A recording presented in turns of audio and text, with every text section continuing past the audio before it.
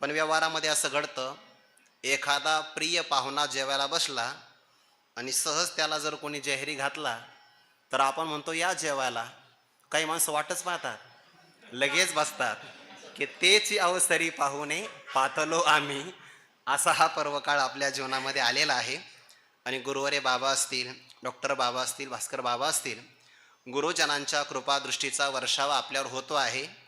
सकल गुरुजनांना, सर्व साधकांना, भक्तिमती माता भगिनींना विनम्र भावाने अभिवादन करून जगद्गुरु तुकोबारायांची अमृताची वाणी वरुषला शुद्ध अशी जी काही आर्षवाणी आहे त्या आर्षवाणीचा आपल्याला विचार करायचा आहे. पहिला जो अभंग आलेला आहे हा दळणाच्या प्रकारातला अभंग आहे. प्राचीन काळामध्ये किंवा ज्ञानोबाराय म्हणतात, भूसबी एकवट ओपनिता राहे घनवट तेथ उडे ते फलकट जाणू आले. शेतकरी जेव्हा धान्याची मळणी करतो, वाऱ्याच्या माध्यमातून ते धान्य तो वेगळं करतो. जे वजनदार कण असतात ते खाली राहतात आणि धान्याचा कोंडा वगैरे तो भाग तो वाऱ्याच्या माध्यमातून वाहून जातो. पण बऱ्याचदा त्याही धान्यामध्ये कधीकधी काही मातीचे कण येतात, खडेही येतात. दुकानातून आणले तर ते जास्त येतात, शेतकऱ्याकडून आणल्यानंतर जास्त येत नाही. बरेच काही असे अनुभव येतात. शेंगदाण्यामध्ये लाल रंगाचे खडे येतात ते कधी येतात? शेंगदाणे जर पातेल्यामध्ये टाकले तर आवाज होतो तेव्हा ते कळतं. किंवा जे मिरे असतात ना काळे रंगाचे, ते मिरे म्हणून कधी कधी पपयाच्या बिया विकल्या जातात. असे पहिल्यापासून आहे. त्यामुळं ते जे धान्य आहे ते निवडावं लागतं आणि बहुधा हे काम स्त्रीकडे असतं. स्त्री वर्गाला ते जमलं पाहिजे, त्याला दळण असं म्हणतात. तुकोबाराय रूपकाची भाषा वापरतात. दृष्टांत आहे दळणाचा, सिद्धांत आहे परमार्थाचा. रूपकाची भाषा सहज बुद्धीवर आरूढ करायची आहे. मग जशा प्रकारचं दळण असेल तशा प्रकारचा स्वयंपाक तयार होतो. आणि ज्या स्त्रीला हे चांगल्या प्रकारचं दळण जमतं त्या स्त्रीवर तिचा असणारा पतीही प्रेम करतो. परमार्थामध्ये साधकाची वृत्ती ही एक प्रकारची स्त्री आहे आणि त्या स्त्री नावाच्या वृत्तीनं केलेली साधना, आचरण, सदाचार किंवा कोणत्याही प्रकारची असणारी साधना ही एक प्रकारचं दळण आहे. आणि तिचा असणारा स्वामीच्या मनोभावा हा पती परमेश्वर प्रसन्न होतो. तो भाव तुकोबाराय या अभंगातून सांगतात. शुद्ध दळणाचे सुख सांगो काही. जे शुद्ध दळण आहे, हरिनाम असेल किंवा शुद्ध सदाचार असेल, हे एक प्रकारचं दळण आहे. आणि या दळणाचं सुख शब्दामध्ये काय सांगावं? शब्दाचा ते विषय नाही, आचरणाचा, अनुष्ठानाचा तो प्रकार आहे. मानवत असे सई बाई, अर्थात हा संवाद आहे. सखे बाई, शुद्ध दळणाचं सुख असं आहे की ते मानवत असे सुखावह आहे किंवा ते आरोग्यदायक आहे. परमार्थातली साधना ही प्रारंभाला कष्टकारक असते, पण अंततोगत्वा त्याचा लाभ मात्र चांगला आहे.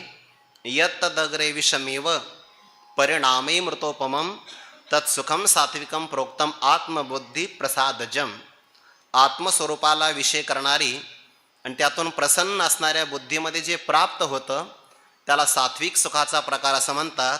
म्हणून साधना जर शुद्ध असेल, शुद्ध दळणाचे, रजोगुणाचा तमोगुणाचा कोणताही त्यामध्ये भाग मिसळलेला नाही, अशा शुद्ध दळणाचं सुख काय सांगावं?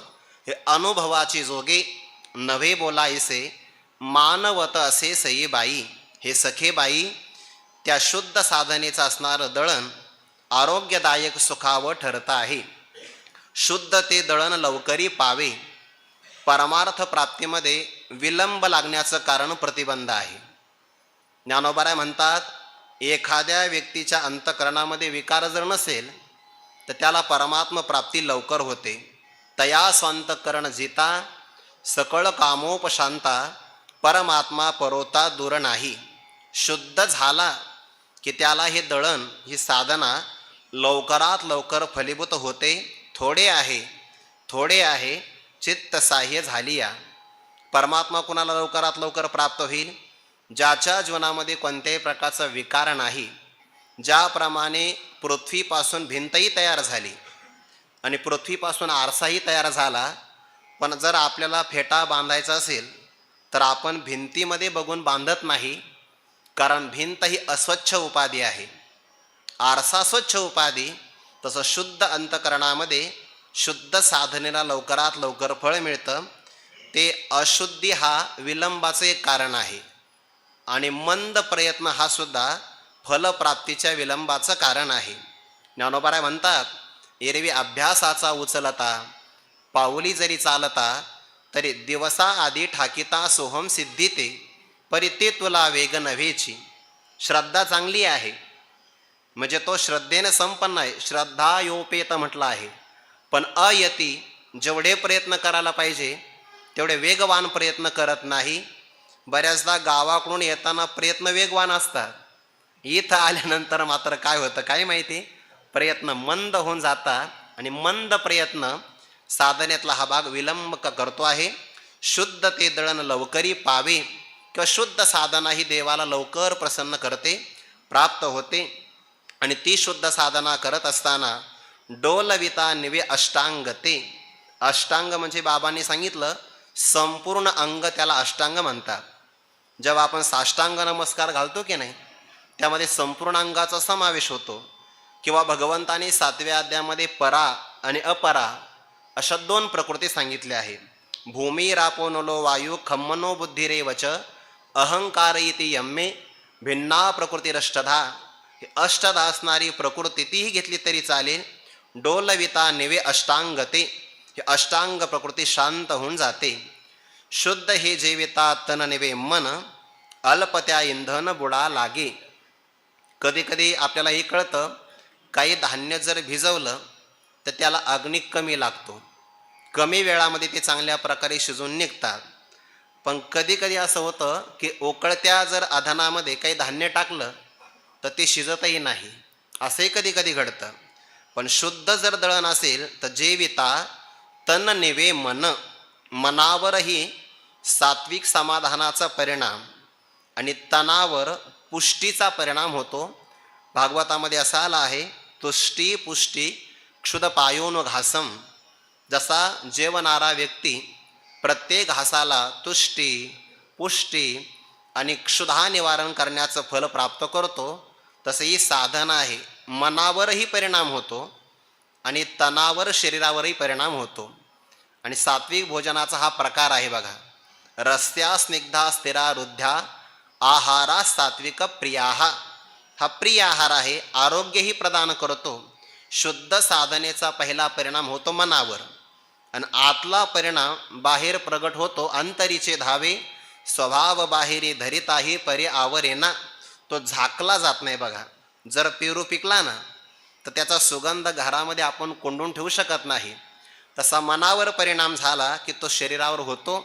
गुरुवार राऊत बाबा सांगत असतात, एखाद्या व्यक्तीची निद्रा आहार विश्रांती हे सगळं यथायोग्य असेल तर त्याच्या चेहऱ्यावर प्रसन्नता दिसते. आणि मग लोक म्हणतात वा वा काय तेज आहे बाबाचं. तर ते बऱ्याचदा तपाचं नसतं, ते तुपाचं असतं, असंही ते म्हणत असतात. हा साधनेचा प्रकार आहे. दर्शनाची प्रशस्ती पुण्यपुरुष. शुद्ध हे जेविता भक्षण करत असताना तन निवे मन. कधी कधी मन शांत होतं पण शरीरामध्ये विकृती तयार होते. बरं, बऱ्याचदा भोजन करणारे माणसं जिभेच्या आहारी जातात. जिभेच्या आहारी जातात म्हणजे मनाच्या आहारी जातात, पण परिणाम शरीराला भोगावा लागतो. पण ही साधना तशी नाही. तन निवे मन. आणि हा परिपाक तयार होण्यासाठी अल्पत्या इंधन बुडा लागे. विवेकासहित वैराग्याचे बळ धगधगीत ज्वाळ अग्नी जैसा. हे जे इंधन आहे किंवा ज्ञानाग्नी सर्व कर्मांनी थोडंसं लागतं. थोड्याशामध्ये सुद्धा संपूर्ण साधनेचं फल मिळतं. शुद्ध त्याचा पाक शुद्ध चित्त चांगला अवीट तयाला नाश नाही. शुद्ध दळणाचा शुद्ध स्वयंपाक होतो, शुद्ध चित्तही होतं, निर्विकारता मनाला प्राप्त होते. आणि जे फल मिळतं अवीट आहे, त्याची आपल्याला अरुची तयार होत नाही, विनाश होत नाही. अवीट आहे, ते रुचिकर आहे, त्याचा नाशसुद्धा होत नाही. तुका म्हणे शुद्ध आवडे सकळा भ्रतार वेगळा न करी जीवे. जो शुद्ध झालेला आहे तो सगळ्यांना आवडतो. आणि शुद्ध दळण करणारी स्त्री जर स्वयंपाक चांगला झाला तर भ्रतार तिचा पती, आपल्या सर्वांचा साधकी जीवनातला श्रीहरिपती आपल्याला वेगळा न करी जीवे, अंतकरणापासून तो वेगळा करत नाही. जर वेगळा राहत असेल तर भगवान म्हणतात धिक्कार आहे. सामान्य राजाला शरण गेली तर ती सुद्धा स्त्री, त्या दासी सुद्धा राजाच्या समान होते. अगा प्राकृता ही राया, अंगी पडे जे धनंजया, ते दासिरुही की तया समान होय, मामी विश्वेश्वर भेटे आणि जीवग्रंथीनं सुटे, हे बोल नको ओखटे कानी लावू. अर्थात परमात्मा त्याला वेगळा राहू देत नाही. शुद्ध जो असतो तो सगळ्यांना आवडतो.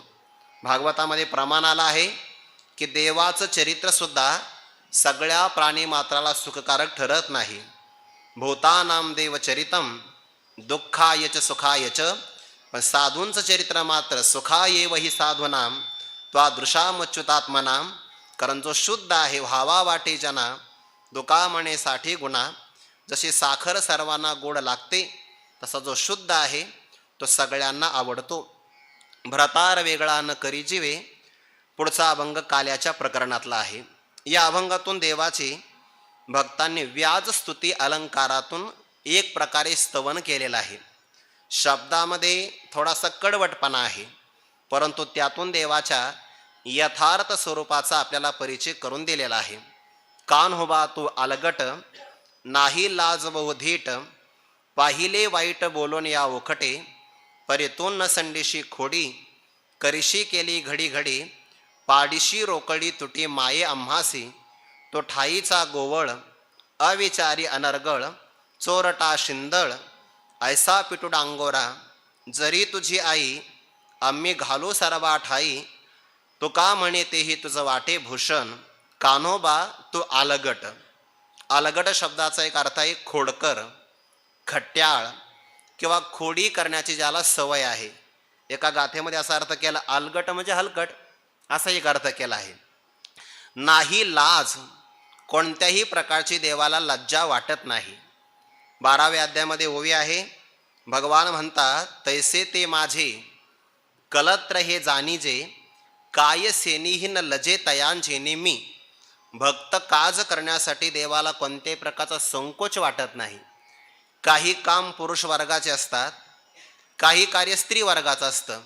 हल्लीच्या काळामध्ये स्त्री पुरुष समानतेचा अतिरेक झाल्यामुळे आता परस्पराचा सगळ्या कामाचा संकर झालेला आहे. पण जुन्या काळात तसं नाही, कामं वाटून दिली आहे. वास्तविक त्या गोवऱ्या वेचणं हे काम कोणाचं आहे? स्त्री वर्गाचं आहे. पण भक्ताच्या बाबतीमध्ये नाम याची जनी सवे वेची सिनी, देवाला लाज नाही ना वाटत, संकोच नाही वाटत. नाही लाज, बहुधीट, अत्यंत धाडसे आहे देव. देवाने आपल्या वयाचा नाही विचार केला. नुगडता बाळपणाची फुली, जेने मी अदानवी सृष्टी केली, करी गिरी धरून उमानिली महेंद्र महिमा. जे मनात कोणाचं येऊ शकत नाही ते देव कार्य करतो. धीट आहे, धाडसी आहे.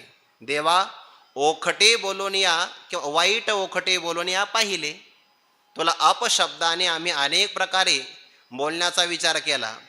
त्या गवळणीने या सगळ्या पदाचा वापर केला. हास तसे शिव्या देता त्या गवळणी. भगवंताला जर शिव्या दिल्या तर त्या गवळणीच्या शिव्यासुद्धा देवाला आपल्या अगदी अलंकारिक भाषेतल्या शब्द सुमनांपेक्षा सुद्धा गोड वाटायच्या. कारण शब्द शिव्याचे आहे, आतमध्ये प्रेम भरलेलं आहे. जसं एखादं औषध कडू असतं पण त्यात अमृताप्रमाणे गुण असतात, ते कळत नाही. औषधाची या कडवटपणी अमृताची पुरवणी, ते आहाच न दिसे परी गुणी प्रगट होय, तसे वरी वरी पाहता उदासे, आत तरी अति सुरसे. असं देवाला ओखट शब्दाने बोलून पाहिलं. थोडक्यात भाव असा आहे, परमात्मा कोणत्याही प्रमाणाचा विषय होत नाही.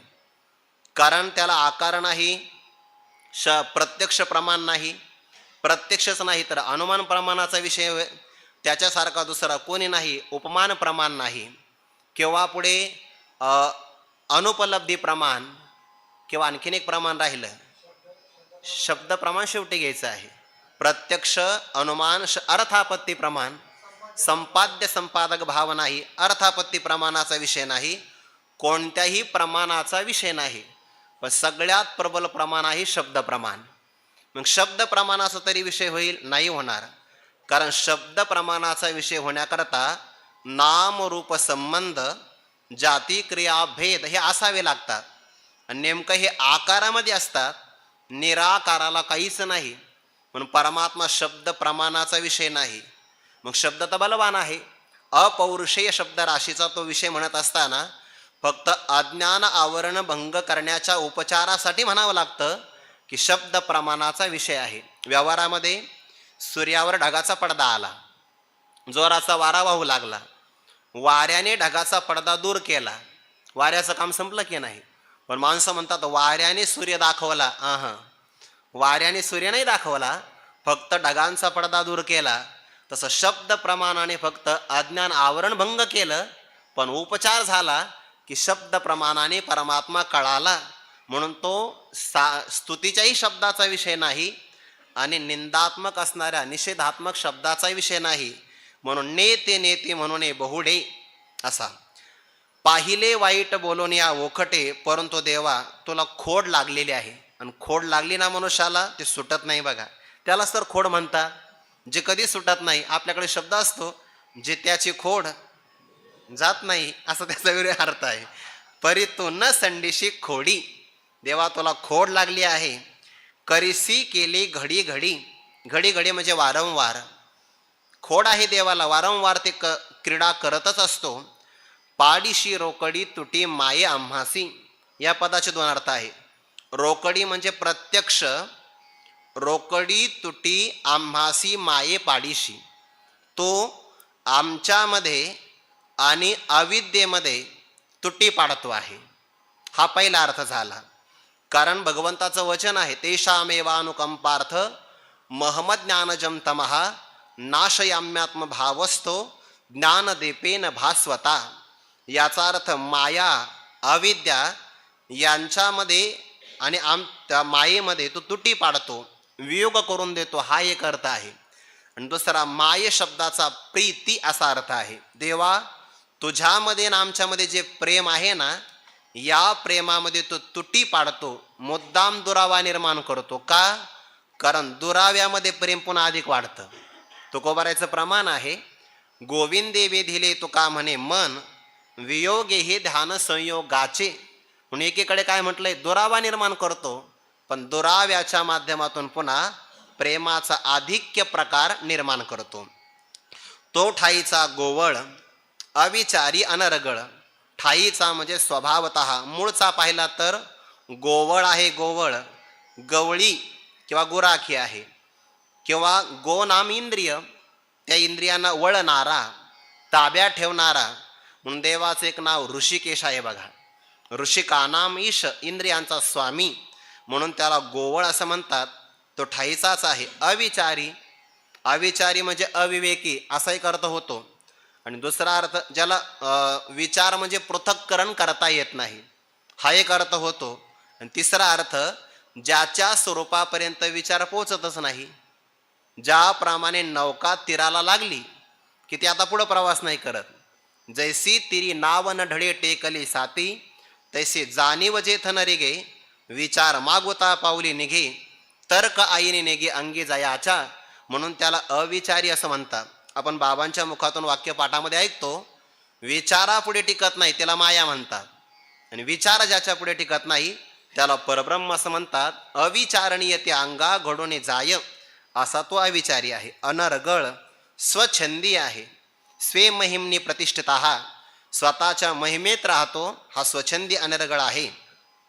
चोरटा भक्ताच्या चित्ताला चोरून घेतो, म्हणून त्याला हरी म्हणता. हरती, भक्ताच्या चित्ताला, अविद्येला, पापाला आकर्षण करून घेतो, म्हणून चोरटा आहे. शिंदळ किंवा भक्ताच्या त्या कुब्जा राशीचं स्वरूप न पाहताही तिची सेवा स्वीकार करतो, शिंदळ आहे. ऐसा पिटू डांगोरा, देवा अशी प्रसिद्धी आम्ही जगामध्ये तुझी करू बरं. जरी तुझी आई आम्ही घालू सर्वा ठाई. अपशब्द आहे. आता असंग असणारं परब्रह्म आहे, आणि त्या परब्रह्माला माया नावाची उपाधी लागली की त्याला आपण ईश्वर असं म्हणतो आहे. परब्रह्माच्या ठिकाणी ईश्वरत्व निर्माण होण्याकरता कारण कोण आहे? माया. म्हणजे ईश्वरत्वाला जन्य असणाऱ्या ईश्वरत्वाला निर्माण करणारी माया आहे. म्हणजे ती तुझी आई आहे. या अर्थाने पाहिलं तर आद्यत्रय जननी देवाची, या अर्थाने ईश्वरत्व निर्माण करायला माया ही उपाधी तुझी आई आहे. आम्ही घालू सर्वा ठाई, आम्ही सगळे भक्त तिला खाली घालू, पायात खाली तुडवू. तुका म्हणे ते हे तुझं वाटे भूषण. पण तुला असं कधीच वाटत नाही की आमच्या मातेची या सगळ्या भक्तांनी विटंबना केली, अनादर केला, ते तुला भूषण वाटतंय की बरं झालं हे माया नदीचं उल्लंघन करून इथपर्यंत आले. असा व्याजस्तुती अलंकारातून देवाची स्तुती केलेली आहे. पुढचा अभंग हा गवळणीच्या प्रकरणातला आहे. आणि भगवंताने या रूपात यशोदा मैयाला वात्सल्य सुखाचा आनंद प्रदान केला असं तुकोबाराय पुढच्या अभंगातून सांगतात. भोजनाच्या काळी कान्हो मांडी येली आळी, काला करी वन माळी अन्य एकवटा, देई निवडोनी माते म्हणतो जननी, हात निपटोनी मेदिनी वरी अंग घाली, कैसी आळी घेशी नव्हे तेची करीशी, घेई दुसरे तयसे वारी म्हणे नको. मोठा अभंग आहे. भोजनाच्या काळी एकदा परमात्मा जेवायला बसले. यशोदा मैयाने सगळ्या प्रकारचे पदार्थ वाढले. षडरसाने युक्त असणारं ताट वाढल्यानंतर भगवंताने एक हट्ट केला. भोजनाच्या काळी कान्हो आळी मांडी येली. देवाने हट्ट धारण केला. कसा? अन्य एक वटा काला करी वनमाळी. अनेक प्रकारचे पदार्थ होते, पण ते सगळेच्या सगळे पदार्थ देवाने एकत्रित करून त्यांचा काला तयार केला. म्हणून तुकोबारांनी देवाकरता शब्द वापरला वनमाळी. नाथ महाराजांनी वनमाळी शब्दाचा भागवतामध्ये अर्थ असा केला आहे, काही भक्त वनातून चालले होते. वनातून जाता जाता वनातले असणारे रान फुलं त्यांनी एकत्र केले.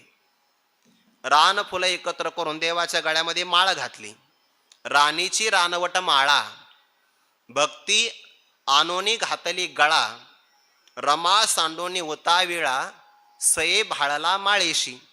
भक्तांनी ती माळा देवाच्या गळ्यामध्ये घातली, पण परमात्म्याने विचार केला मला भक्तांनी अर्पण केली आहे. सुंदर असणारी रमा लक्ष्मी विसरला आणि त्या माळेवरच मोहित झाला. कालांतराने लक्ष्मी आली आणि पाहिलं तर म्हणे या देवाला गुणाची पारखच नाही, म्हणून याला निर्गुण म्हणतात. वास्तविक तरुण असणारे मी आहे आणि ही माळा वृद्ध म्हणजे सुकलेली आहे, पण याला गुणाची पारख नसल्यामुळे हा भुलून गेला. काढून टाकावी ना, काढूनच टाकली नाही. रमेने विचार केला लक्ष्मी मातेनं चरणाची सेवा मला एखाद्या वेळेला मिळते, पण ही माळा संपूर्ण देवाच्या शरीराला व्यापून राहिली आहे आणि देवाच्या सानिध्यामुळे ती माला पुन्हा टवटवीत झाली. सवती मत्सर जागी झाला. पण लक्ष्मी मातेच्या लक्षात असं आलं, जर आपण सवती मत्सर केला तर हा आपला त्याग करील, त्यापेक्षा सवती मत्सर न केलेला बरा वनमाळी. भक्ताची वनातली असणारी माळा धारण करणारा वनमाळी. सगळे अन्न देवाने एकत्र केले. मातेला तो म्हणतो हे जननी, माते निवडवणी दे, सगळे पदार्थ मला वेगवेगळे करून दे. एकत्र करणारा हा आहे, काला करणारा देव, आणि वेगवेगळे करून दे अशी मातेला प्रार्थना करतो आहे. मातेने सांगितलं मला वेळ नाही, मला शक्य नाही. नाही, हात निपटवणे मेदेने वरी अंग घाली. लहान मुलं घरून निघताना आवडीने निघतात बघा. आम्ही काही बाजारात मागणार नाही, गुपचूप आम्ही देवाचं दर्शन करू असं लाडी गोडी आई बापाला लावून ते घरातून निघतात. आणि खेळण्याच्या दुकानासमोर आले ना, बाप कोण पाहत याकडे, मग ते त्या रस्त्यावर अंग लोटून देतात. घातली लोळ निघा कुंडलिके वाळवंटे, ते लोळतात. आणि मग आई बापाला असं वाटतं याने जर भांडण केलं, आवाज केला, येणारे जाणारे लोक आपल्याला पाहतात, त्यांची खूप इच्छा असते हाताखालून काढावं, पण काय करा काही करता येत नाही. जसे ते अंग आपटून देत होतो तसं देवाने केलं. हात निपटवणी मेदिनीवरी अंग घाली. पृथ्वीवर आपला अंग टाकलं आणि हातपाय आदळायला सुरुवात केली. कैसी आळी घेसी नव्हे तेची करीसी, घेई दुसरे तयसी वारी म्हणे नको. यशोदा मैयाने सांगितलं असा काय हट्ट असतो का? नव्हे तेची करीशी, जे आपल्या मनाला वाटतं ते करतो आहे. घेई दुसरे, दुसरं पदार्थ वाढून देते, नाही नाही. तयेसी नको म्हणे वारी, नको मला तेच पदार्थ पाहिजे असं निवारण केलं. यशोदामय्या मनात विचार करते, आता काय करू, यासी नये यासी हानू मारू. आता नेमकं काय करावं, पदार्थ निवड आपल्याला करता येत नाही, याने तर जमिनीवर अंग आपल्याला सुरुवात केली, आता नेमकं काय करावं. विस्मित झाल्या, पण आता लाडका असल्यामुळे वयाच्या शेवटी मिळाल्यामुळे हानू मारू नये, त्याला हाणता येत नाही मारता येत नाही. थोडंसं मारणं म्हणजे अगदी गालातल्या गालात ते हाणणं आहे, आणि पाठीवर वळ उमटणं ते मारणं आहे, दोन्ही करता येत नाही. नये यासी हानू मारू नव्हे बुझाविता स्थिरू. काही करीत आहे, काही जरी केलं समजावून सांगण्याचा प्रयत्न केला स्थिर होत नाही. हातेची केले एके ठाई आता निवडवणी खाई. यशोदामायाने सांगितलं, तुझ्या हाताने एके ठाई केले ना, आता निवडवणी खाई, ते सगळं निवड तू कर. आम्हा जाची तोशी काही हरीसी म्हणे माता. माता हरीला म्हणते, कशाला विनाकारण मला त्रास देतो, छळतो आहे. त्याचे तयाकून करविता तुटे भान, तव झाले समाधान उठवनिया बैसे. त्याचे तयाकून, ज्या व्यक्तीने अपराध केला त्या व्यक्तीला त्याच्याकडून जर समजावून सांगितलं, म्हणजे आपल्या अंगावर घेतलं नाही, त्याचे तयाकून करविता, त्याचं त्याच्याकडून करून घेतलं तर भान तुटे, आपल्यावर येणारा वाद किंवा लक्ष तुटून जातं. देवाला सांगितलं, तू एकत्र केलं ना, तोच निवड कर, तव झाले समाधान. देवाचं समाधान झालं. उठवून या बैसे माते बरे जाणविले. परमात्मा उठून बसला, मातेला म्हणतो, बरं झालं मला तो जाणून दिलं, समजावून सांगितलं. अंग चोरून आपुले, स्वतःची जबाबदारी अंग चोरला आहे, म्हणजे स्वतःकडे जबाबदारी घेतली नाही. एका बोले कैसे सुख दुःख तोडी येले, एका शब्दाने सुख दुःख यांचा संबंध नाहीसा केला, म्हणजे सुख दुःखाचा भाग स्वतःकडे येऊ दिला नाही, तो माझ्याकडे घालवला, हे मला चांगलं जाणून दिलं. देवाची लीला आहे. ताट पालवे झाकिले, होते तैसे तेथे केले, भिन्न भिन्न निवडिले, अन्य वेगळा आली, विस्मित जननी भाव देखोन या मनी, म्हणे नाही ऐसा कोणी तुझ सारे खारे. ताट पालवे झाकिले, देवाने एका पदराने ताट झाकवलं आणि पूर्वी जे पदार्थ वेगवेगळे होते तैसे तेथे केले. एकत्र काला देवाने केला, पण सगळे भिन्न भिन्न करिले, भिन्न भिन्न निवडिले, अन्य वेगळ आली, सगळे पदार्थ वेगवेगळे झाले. आणि ते पाहिलं, विस्मित जननी यशोदामाया आश्चर्यचकित झाली. देवाचा प्रेम भाव पाहिला मनामध्ये, म्हणे तुझ सारिखा ऐसा कोणी नाही रे. तुझ्यासारखा निवड करणारा विचारी विवेकी दुसरा कोणी नाही. हरुशली माये सुख अंगीन समाये, कवळोनी बाहे देते आलिंगन. देवा आईला आनंद झाला, तिच्या आनंदात प्रेम भावाचं सुख समावत नाही. भगवंताला बाहे कवळोनी आलिंगन देते. स्वतःच्या हाताने देवाला आलिंगन दिलं, छातीशी कवटाळलं, आणि मग ते वेगवेगळं केलेलं भोजन आनंद भोजनी ते फिटली सिधनी. भक्ताची अर्थात यशोदा मैयाची आणि देवाची ती भोजन करून तृप्ती झाली. तुकोबारा म्हणतात, तुका म्हणे कोणी सांडा शेष मज. असं देव भक्ताचं वात्सल्य सुखातून प्रगट झालेला प्रसाद शेष म्हणजे यज्ञशिष्टामृत भोजो यांती ब्रह्म सनातनम, हे उच्चिष्ट मला सुद्धा कोणीतरी प्रदान करा. पुढचा अभंग आहे काल्याच्या प्रकरणातला. सगळे गोपाळ भगवंतांनी एकत्र केले, अनेक प्रकारचे खेळ खेळले, आणि सगळे खेळ झाल्यानंतर भगवान दे सगळ्या गोपाळांना आवाहन करतात, चला वळू गाई बैसो जेवो एके ठाई, बहु केली वन वन पाय पेटी झाला शीन, खांदी भार पोटी भूक काय खेळायाचे सुख, तुका म्हणे धावे मग अवघे बरवे. चला आवाहन केलंय, गायी वळू. गाय शब्दाचा अर्थ इंद्रिय. आपण आपल्या सगळ्या इंद्रियांना वळून घेऊन सर्व द्वारा आणि संयम्य मनोहृदी निरुद्धच मूर्ध्याधायात्मन प्राणम अस्तित्व योग धारणाम. बाहेर असणारी इंद्रिय जो इंद्रियांती चोरुनी जेवी तयाशीची फावे. ब्रह्मदेवाने इंद्रिय बहिर्मुख केली आहे, पण कोणीतरी असणारा धीर व्यक्ती त्या इंद्रियांना वळवतो आहे. संयमाची अखांडे कळासती कवाडे, इंद्रिय मागं फिरवली आहे. म्हणून त्यालाच अंतरंगातला आत्मसुखाचा किंवा काल्याच्या प्रसादाचा आनंद मिळेल. चला गायी वळू, बैसो जेवो एके ठाई, आपण एके ठाई बैसो. अभेद रूपाने एका ब्रह्मस्वरूपाच्या अधिष्ठानावर आपण विराजमान होऊ. जरी देव आणि भक्त असा कल्पित भेद असेल तरी पण स्वरूपतः पाहिलं तर आपण एक आहो. या अधिष्ठानावर विराजमान होऊ आणि मग काल्याच्या प्रसादाचं भोजन करू. आतापर्यंत बहु केली वनवन, आपण फार फिरलो. 84 लाख देहामध्ये पायी पेटी झाला शिन. आणि ते करत असताना पायी पेटी चालता चालता व्यर्थ असणारी विनाकारण आपल्याला श्रम झाले. पण आता ते होणार नाही. खांदी भार पोटी भूक, आपल्या खांद्यावर अभिमानाचं ओझं आहे आणि पोटामध्ये सुखाची भूक लागलेली आहे. सगळ्या जीवाचं हेच आहे. सगळ्यावर खांद्यावर ओझं आहे सगळ्यांच्या अभिमानाचं, आणि अंतकरणामध्ये सुखाची भूक लागली आहे. अशी जर भूक असेल तर मग कोणत्याही प्रकारचं खेळण्याचं सुख लागत नाही. प्रपंचाचा खेळ असो नाही तर दुसरा कोणताही खेळ असो, त्या खेळण्याचा आनंद मिळत नाही. तुकोबाराय म्हणतात, तुका म्हणे धावे, या परमार्थ मार्गामध्ये जो घाई करतो लवकरात लवकर येण्याची घाई करावी, आल्यानंतर मात्र नाही. मग अवघे बरवे, मग त्याला सगळ्या प्रकारचा चांगला सुखाचा लाभही प्राप्त होतो किंवा फल लाभ होतो. पुढचाही अभंग हा काल्याच्या प्रकरणातलाच आहे. भगवंताच्या सान्निध्यामध्ये त्या गोपाळांना जो आनंद मिळाला, तृप्ती मिळाली, ते पुढे सांगतात.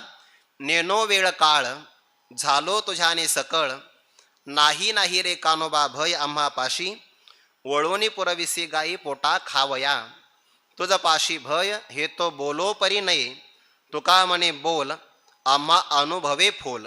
नेनो वेळ काळ, देवा तुझ्याने सकळ, सकळ म्हणजे आम्ही सर्वजण, वेळ काळ नेनो, आता आम्हाला कालाच्या परिच्छेदाचं भान नाही. कारण तुझ्याने धालो, आम्ही तुझ्या ब्रह्मसुखाने तृप्त झालो. यो वै भूमात सुखम नाल्पे सुखम असते, ज्याला व्यापक स्वरूपाचा आनंद मिळाला त्या सुखाच्या आनंदामध्ये त्याला काही विसराच्या भूमिका प्राप्त होतात. तै शरीर भाव नासती, इंद्रिय विषय विसरती, जे सोहम भाव प्रतिती प्रगट होय, किंवा चित्ते मीची जाहले मियाची प्राणे धाले, मग जीवो मरो विसरले बोधाचिया भुली, किंवा कैसे माझ्या गुणी धाले देश काळा ते विसरले. म्हणून आता किती वेळ झाला, किती काळ झाला नेनो, आम्ही हे जाणत नाही. आम्ही तुझ्याने तृप्त झालो. तृप्तीचे प्रकार 2 आहेत. सांकुशा तृप्ती विषयाने मिळते, मर्यादित आहे. निरंकुशा तृप्ती ब्रह्मस्वरूपाच्या आनंदाने मिळते. धालो म्हणून देवा नाही रे नाही कानोबा भय आम्हापाशी. आता भय कशाला म्हणतात हे आम्ही जाणत सुद्धा नाही. द्वितीयाद्वै भयम भवती, द्वैतात भयाची प्राप्ती होते, अद्वैतामध्ये भय राहत नाही. वळवणी पुरविसी गायी पोटा खावया, देवा आमच्या ज्या गायी चरण्याकरता गेल्या आहे त्या गायी वळवणी पोटा खावया पुरविसी. पोट म्हणजे अंतकरण. आमच्या अंतकरणामध्ये सुखाची लालसा भूक आहे आणि ती तो आम्हाला पुरवितो, म्हणून तर तुझ्याने आम्ही तृप्त झालो. तुझ पाशी भय हे तो बोलो परी नये, तुझ्याजवळ आहो आणि आम्हाला भय आहे ही शब्द वार्ता प्रकार शब्दाने सुद्धा बोलो नये. महाभारती युद्धामध्ये त्या जयद्रथाने अभिमन्यूचा वध झाल्यानंतर विटंबना केली. 5 पांडवापैकी अर्जुन तिथं हजर नव्हते. 4 पांडवांना ते वाचवता नाही आलं. सायंकाळी शिबिरात आले भक्तराज अर्जुन, पाहिलं तर सगळ्यांचे चेहरे पडलेले आहे. नाराज झाले सगळे. विचारलं काय झालं? अर्जुना तुझ्या मुलाला वाचू शकलो नाही याचं वाईट नाही वाटत, पण जयद्रथाने देहाची विटंबना केली याचं वाईट वाटतं. लगेच अर्जुनाने प्रतिज्ञा केली, उद्या सायंकाळ सूर्यास्त होईपर्यंत एकतर जयद्रथ राहील नाहीतर हा अर्जुन अग्निकाष्ठ भक्षण करेल. ती बातमी गुप्तहेराच्या मार्फत कौरवापर्यंत पोहोचली आणि त्यांनी जयद्रथाला सांगितलं फक्त एक काम कर, उद्याच्या दिवस 17ला आपलं युद्धाला येऊ नको. सायंकाळपर्यंत फक्त येऊ नको. सायंकाळपर्यंत एकदा सूर्यास्त झाला की मग अर्जुन सत्य प्रतिज्ञा आहे, तो अग्निकाष्ट नक्की भक्षण करेल की नाही. त्यांनी योजनाच अशी केली की जयद्रथाला बाहेरच काढलं नाही शिबिराच्या. दुपार झाली, सायंकाळचे 4-5 वाजले, अर्जुनचे काहीच म्हणत नाही. त्या अगोदरही रात्री देवाने अर्जुनाच्या शिबिरात जाऊन पाहिलं. देवाने सांगितलं होतं, अर्जुना जयद्रथ नाही मारला तर तुला अग्नीत उडी घ्यावी लागेल.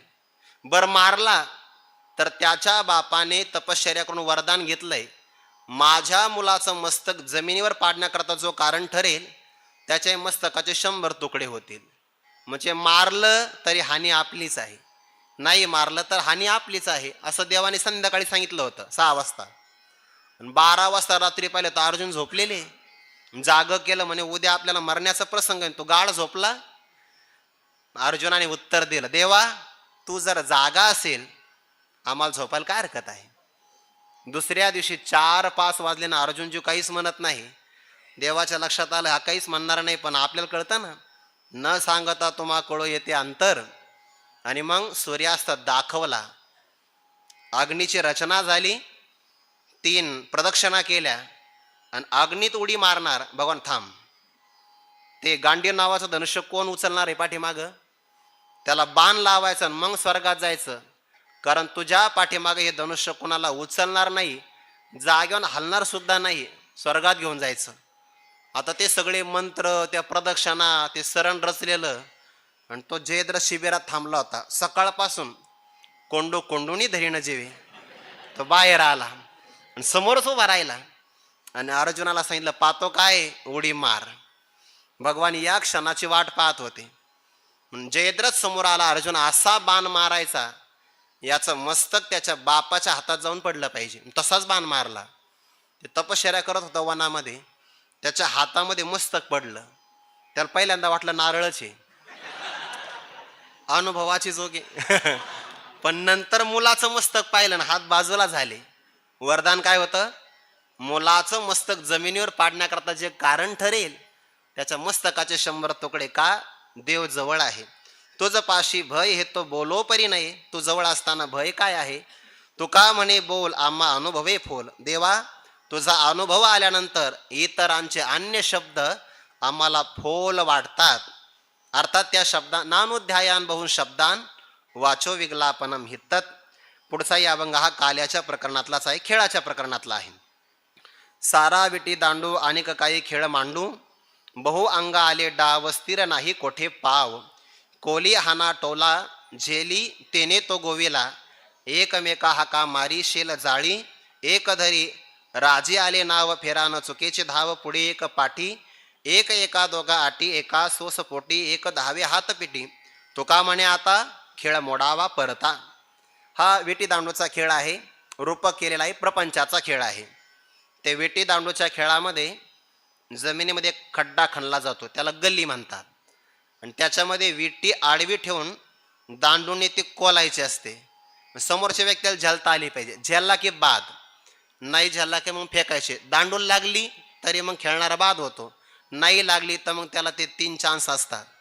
मग त्याने ते डबल टिबल असे मारायचे, संख्या अबोग दुबोग तिबोग असं. मग ते खेळ आहे विटे दांडूचा. जे खेळले अंतरीचे दावे स्वभाव बाहेरी. आता तो भगवान म्हणतात सारा विटी दांडू हा जो खेळ आहे ना, बाजूला सारा. कारण देवा याच्यामध्ये काही आनंद आहे ना, प्रपंचाचा खेळ आहे. प्रपंचाच्या खेळात आनंद काय येत नाही, मुळात आनंदच नाही ना, येईल कसा. यया फळना चुंबिता फुलना तुरंबिता, जे काही पंडुसुता ते रुकाचे हा. प्रपंचात सुख फक्त दिसणं, आभासी काय मिळत नाही. सारा विटी दांडू अनेक काही खेळ मांडू, दुसरा कोणता तरी खेळ मांडू. का बरं, कारण या खेळामध्ये, प्रपंचाच्या खेळात बहु अंग आले डाव, आपल्यावर अनेक प्रकारचे डाव आले, राज्य आलं. स्थिर नाही कोठे पाव, पण इथे पाव कुठेही स्थिर राहू शकला नाही. मुळात प्रपंचच अस्थिर आहे, स्थिरत्व काय प्राप्त होणार. त्या खेळामध्ये कोली हाने टोला, एक व्यक्ती त्या विटीला गलीवरून दांडूने असा टोला मारतो, दुसरा झेलतो, आणि ज्याने झेलला तो त्यामध्ये गोवला जातो, सापडला जातो. इथे अर्थ असा केला, लाक्षणिक अर्थ, एखादा वधू पिता जी आपली कन्या आहे त्या कन्येला लग्नाच्या असणाऱ्या त्या टोल्याने टोलवितो आणि समोर जावाई उभा असतो, तो कॅच झेलतो. मग आपणच विवणी दोईता की न मम म्हणे पिता तो सुटे की प्रतिग्रहिता जावाई शिरके, तो त्या बंधनात अडकला जातो. एकमेका हाका मारी, एकमेकालाही सगळेजण हाका मारतात, आमचा डाव द्या डाव द्या. पुन्हा शब्द कसे असतात, जर एखादा पळून गेला तर भित्रा येतू. शेल जाळी, शेलक्या शब्दाने ते शब्द मनाला जाळतात, टोचणी करतात. पण काही जण मात्र ते धरतात, खेळतात. जे खेळतात त्याच्यावर राज्य येतं. एक राजी म्हणजे राज्य येणं असं एक अर्थ आहे, आणि राजी होणं म्हणजे तयार होणं. राजी आले नाव, प्रपंचाच्या खेळामध्ये एखाद्यावर राज्य आलं, तो तयार झाला आणि त्याचं प्रापंचिक म्हणून नाव आलं, तर मग फेरा न चुकीची, धाव न चुकीची. 84चा फेरा चुकत नाही आणि जन्म आणि मरणाचे धावही चुकत नाही. पुढे एक पाठी, एक एका दोघा आटी. या खेळामध्ये पुढे एक असतो. एखादा व्यक्ती मध्यभागी जर धरला आपण, तर पुढे मग नातू, मुलगा, नातू, पणतू असे पुढे असतात. आणि पाठीमागे वडील, आजोबा, पणजोबा असे असतात. असे पुढे एक, पाठी एक. पण दोघालाही आटी मात्र समान आहे, कष्ट करावेच लागतात. एका सोसपोटी एक धावे हात पेटी. काहींच्या मनामध्ये हा प्रपंचाचा खेळ कळण्याचा मात्र सोस आहे, हव्यास आहे, किंवा काहीला दुःखही होतं. एक धावे हात पेटी, काही जण हात टेकवतात आणि काहीला आभाषिक आनंद मिळाला की टाळी वाजवतात, हात पेटी. पण तुकोबारा म्हणतात देवाला, देवा तू का म्हणे आता खेळ मोडावा परता. हा खेळ मात्र ह्या मोडावा, दुसरा एखादा खेळ आता त्याची मांडणी करावी. एक गोपिका आहे, भक्ती क्षेत्रातला सर्वात मोठा अधिकार आहे गोपिकांचा. म्हणून नारद महर्षींनी उदाहरण देत असताना यथावर्ज गोपिकानाम असं उदाहरण दिलं आहे. त्या जान वेद गर्भीच्या श्रुती. म्हणून तर नारद महर्षींनी म्हटलंय की त्या स्त्रिया जरी होत्या तरी पण भगवंताच्या महात्म्य ज्ञानाचे विस्मृती त्यांना कधी झाली नाही. न तत्रापि महात्म्य ज्ञान विस्मृती. का? जर विस्मृती मानली तर अपवाद येईल आणि त्यांचं प्रेम जार प्रेम ठरेल, पण तसं नाहीये. तस्मिन तत्सुख सुखित्वम, त्यांचं प्रेम खरं आहे. मग एक असणारी गवळण दुसऱ्या गवळणीला सांगते की परमार्थामध्ये मला काय मिळालं, किंवा मी देवाच्या बाबतीमध्ये यशस्वी कशी झाले. कोंडी लागे माज निरोध होनी द्वार, राखन ते बरे येथे करा कारण. हागे हरी करिता सापडला चोरी, घाला गाठी धरी जेवे माया त्रासाया. पुढे तिची आळ तिचा लोभ तिला नाळ, लावणी चरफड हात गोवणी पळावे. संशयाचे बिरडे याची निरसले भेटी, घेतली ते तुटे आता देता घेता पावेल. तुका येतो का कुळती वावगिया सोड, याशीची निवाड आम्ही भारवाहिका. एक असणारी गवळण दुसऱ्या गोपिकांना म्हणते कोंडी लागे निरोध होणे द्वार माझ कोंडी लागे. माझ म्हणजे मागच्या घरात. मागचं घर कोणत्याही शरीरामध्ये अंतःकरण, हे मागचं घर आहे. आणि द्वार निरोध होणी, ज्या दरवाजातून अंतःकरणाची वृत्ती बाहेर पडते, असे 5 ज्ञानेंद्रिय हे दरवाजे आहे. या दरवाजांचा निरोध करावा लागतो, नाहीतर मग अंतःकरण चंचल होतं. अंतःकरणाच्या वृत्तीला मागे फिरवलं, इंद्रियावर संयम धारण केला आणि देव अंतःकरणामध्ये कोंडीला. तसा कोंडला जात नाही, पण शुद्ध अंतःकरण झालं की कोंडला जातो. पण देव प्राप्त जरी झाला तरी पण योग झाला आहे. कोंडीला शब्दातून योग आहे, पण क्षेम व्हावा लागतो की नाही. कठीण योगा होणे क्षेम. राखण ते बरे, या देवाचं आता रक्षण करणं, याचा क्षेम घडणं ते बरं आहे, कल्याणा कारण आहे. म्हणून येथे करा कारण. कारण म्हणजे कार्य. देवाचं आपल्याकडे रक्षण होईल तेच कार्य आपल्याला करता आलं पाहिजे, ते करा. आगे हागे हरी म्हणजे अग सखे हा हरी. हा हरी चोरी करिता सापडला. चोरी करण्याची याला सवय, पण पुराण प्रसिद्ध चोर आहे हा, सापडत नाही. हा जिथं हा चोरी करतो तिथं दुप्पट लाभ होतो म्हणून कळत नाही. पण काही गोपिकांचा मात्र भाव असा आहे की चोरी करता करता त्याचे लोण्याने हात माखलेले आहे असं त्याला पकडलं. सापडला चोरी करिता घाला गाठी. आता याच्याशी आपण गाठ घाला, म्हणजे जीव आणि ब्रह्माचं ऐक्य संपादन करून घ्या. आपली अविद्या उपाधी, त्याची माया उपाधी, उपाधीचा भाग वाचार्थाचा परित्याग करून लक्षार्थामध्ये असणारा ऐक्य ग्रहण करा, धरी धारण करा. जेवे माया त्रासाया, जी आपल्याला माया त्रास देते आहे तिचं निवारण व्हावं याकरिता याचं ऐक्य संपादन करा. किंवा देवाची असणारी जी आई आहे तिला त्रास देण्याकरता आता याला गाठीनं बांधा, असं त्या गोपिकेने दोन प्रकारचे अर्थ होतील. आपल्याला जी माया त्रास देते तिच्या दुःख निवारण करण्यासाठी याला अंतकरणात ऐक्याने बांधा, किंवा यशोदा मैयाला हा परमात्मा दाखविण्यासाठी, त्या आईलाही कळावं की हा चोरी करतोय हे कळण्यासाठी याला दाव्याने बांधा. अशी तिच्या मनामध्ये भावना निर्माण झाली की देवाला मी बांधू शकते, मी बांधू शकते. अभिमान निर्माण झाला. ईश्वरस्याप्यभिमान द्वेषित्वात दैन्यप्रियत्वाच तुकोबारा म्हणतात तेची पुढे आड. आड म्हणजे प्रतिबंध. तिने जो विचार केला ना की देवाच्या आईलाही आपण दाखवलं पाहिजे, तेची पुढे आड हाच प्रतिबंध. तिचा लोभ, तिची आशा, लोभ हाच तिला नाड झाला, फसविणारा झाला. कारण देवाने तेवढ्या प्रसंगामध्ये हा चतुरात शिरोमणी आहे. गप्पा करता करता ज्या दाव्याने ती आपल्याला बांधणार होती त्याच दाव्याची गाठ देवाने तिच्या हातात दिली आहे. लावणी चरफड हात गोवणी पळावे, तळमळ तिच्या मनात ठेवली आहे. पण तिच्या हाताला बंधन टाकून परमात्मा पळून गेला, पण भेट वाया नाही गेली. संशयाचे बिरडे याचे निरसले भेटी. या देवाच्या भेटीमध्ये जे काही संशय तिच्या अंतकरणात होते, विद्यते हृदय ग्रंथीश छिद्यंते सर्व संशयाः क्षीयंते चास्य कर्माणि तस्मिन् दृष्टे परावरे. हे संशयाचं बिरड गाठ मात्र सुटून गेली. हे संशयात प्रकार आहे, त्याला असंभावना आणि विपरीत भावना आपण म्हणतो आहे. ते प्रमाणगत जर संशय असेल त्याला उपक्रम उपसंहाराची एक वाक्यता पाहून तात्पर्याचा निश्चय करावा लागतो.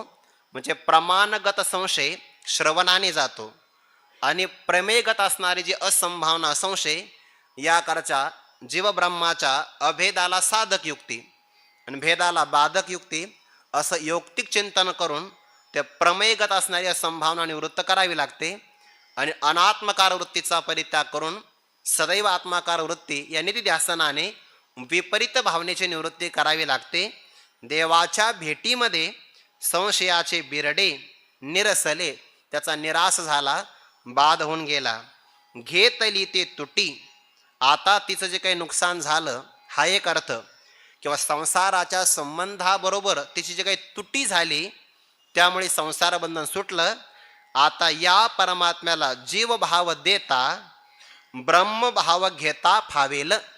जीवभाव दिला की तिला ब्रह्मभाव प्राप्त करता येईल. म्हणून तुका येतो का कुळती वाव गिया सोड, याशीची निवाड आम्ही भारवाहिका. या सगळ्या गोपिका भारवाहिका आहे, प्रपंचाचा भार आहे. याशीची निवाड असा सगळ्यांनी निर्णय तुला दिलेला आहे. म्हणून ज्यांच्यावर प्रपंचाचा भार आहे वावग्या सोड, या सगळ्यांना तू सोडून दे. मी तुम्हाला काकुळतील येतो आहे आणि जो देव तुम्हाला प्रेमाने प्राप्त झाला त्याचं तुम्ही संगोपन करा, रक्षण करा. पुढचा अभंग हा काल्याच्या प्रकरणातला आहे. देवाच्या विषयीचा आश्चर्य तुकोबाराय प्रगट करतात. अनंत ब्रह्मांडे उदरी हरी हा बाळकनंदा घरी, नवल केवडे केवडे नकळे कानोबाचे कोडे. पृथ्वी जेने तृप्त केली त्याशी यशोदा भोजन घाली, विश्वव्यापक कमळापती त्याशी गवळण कडिये घेते. तुका म्हणे नटधारी भोग भोगोनी ब्रह्मचारी. देव कसा आहे म्हणे, व्यापक आहे. अतल वितल सुतल रसातल महातल आणि पाताळ, भूरलोक भूरलोक स्वर्लोक मोहरलोक जनलोक आणि तपोलोक सत्यलोक, या 14 भुवनाला म्हणतात ब्रह्मांड.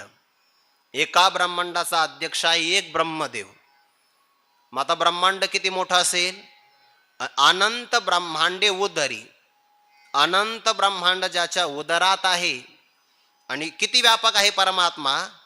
मग व्यापक असणाऱ्या परमात्म्याला भक्तिभावाने मर्यादित करता येतं.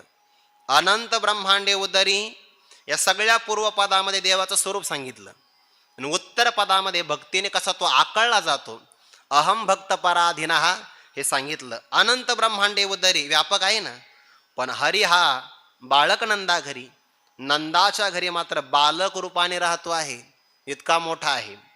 नवल केवडे केवडे, काय आश्चर्यकारक आहे, किती मोठं नवल आहे. न कळे कान्होबाचे कोडे, देवाचं असणार रहस्य लीला गोड कुणालाच कळत नाही. कुणालाच म्हणजे त्याला स्वतःला सुद्धा कळत नाही, कारण का तो स्वतःचा सुद्धा पक्का विषय आहे ना. स्वतःला सुसंवेद्य म्हणजे असंवेद्य आहे, म्हणून स्वतःचं स्वरूप त्यालाही विषय होत नाही आणि बाकीच्याला विषय होण्याचा प्रश्नच नाही. नमे विदुसुरगणाः प्रभवं न महर्षयः अहमादिरिहि देवानां महर्षीणांच सर्वशः. आश्चर्य आहे पण कुणालाच कळत नाही. पृथ्वी जेने तृप्त केली, सगळ्या पृथ्वीला जो तृप्त करणारा आहे आणि त्या परमात्म्याला यशोदा भोजन घाली. सगळ्या पृथ्वीला तृप्त करणारा त्याला कोण तृप्त करेल, पण यशोदा मैया त्याला भोजन खाऊ घालते आहे. आश्चर्यच आहे, देवाचं रहस्य कळत नाही. विश्वव्यापक कमळापती, व्यापक संपूर्ण जगतातल्या प्रत्येक ठिकाणी आहे आणि कमला म्हणजे लक्ष्मीचा पती आहे, व्यापक आहे, परंतु गवळणी मात्र त्याला आपल्या कडेवर वागवतात, घेतात. आश्चर्यच आहे. तुकोबारा म्हणतात आणखीन एक आश्चर्य आहे, हा परमात्मा नटधारी, नट म्हणजे अभिनेता, नटधारी अभिनय करणारा आहे आणि भोग भोगोनी ब्रह्मचारी. आपण ते ज्ञानी पुरुषांची समानता पाहत असताना म्हणतो आहे, सगळे ज्ञानीबोधाने समान आहे, पण आचरण किंवा व्यवहार यामुळे प्रारब्ध बलाने भिन्न भिन्न आहे. कृष्ण भोगी, शोकस्त्यागी, राज्ञव जनक राघव, वशिष्ठ कर्म करताच सर्वैते ज्ञानीन समाह. सगळे ज्ञानी समान आहेत. मग ते प्रारब्ध आहे, भगवंताचं भोगाचं प्रारब्ध आहे. 16,108 लग्न झाले, सगळे प्रापंचिक भोग भोगले, पण भोग भोगून सुद्धा परमात्मा ब्रह्मचारीच आहे. म्हणजे परमात्म्याच्या ब्रह्मचर्य अवस्थेला बाद आला नाही. दुर्वासा एकदा आले, आल्यानंतर नदीच्या पलीकडे थांबले, निरोप पाठवला की मला जेवण पाठवा. भगवंताने आपल्या सगळ्या धर्मपत्न्यांना सांगितलं की ते आमचे गुरुजी आहे, भोजन त्यांना तयार करून घेऊन जा. सगळ्यांनी पदार्थ तयार केले, मोठमोठ्या टोपल्यामध्ये भरले, टोपले मोठे. भोजन घेऊन गेल्या, पण जायचं कसं? यमुना मैयाला नदीला पूर आलेला आहे. भगवान म्हणाले गोपिकांना किंवा आपल्या धर्मपत्नींना, तुम्ही यमुना मैयाला असं म्हणा, जर आमचा पती श्रीकृष्ण परमात्मा बालब्रह्मचारी असेल. गोपिकांनी हात लावले, म्हणून बालब्रह्मचारी, अरे आमच्या सोबत लग्न झालंय, प्रपंचाचा विस्तार आहे. भगवान म्हणाले फक्त म्हणायला हरकत काय आहे. यमुना मैयाच्या समोर म्हटले, परमात्मा बालब्रह्मचारी असेल तर यमुना मैया वाट दे. रस्ता मिळाला ना, बरं कोरडाच रस्ता, दोन्हीकडे पाणी, पण रस्ता मिळाला. गेले. दुर्वासांनी भोजन केलं, परत जाण्याचा प्रसंग आला. मग विचारलं, आम्हाला आता अडचण आहे, नौकाही नाही, आल्या कशा? म्हणजे यमुना मैयाला सांगितलं, परमात्मा बालब्रह्मचारी असेल तर रस्ता दे. म्हणजे रस्ता मिळाला का? म्हणे हो. मग आता पुन्हा हेच वाक्य वापरा, पण वेगळं.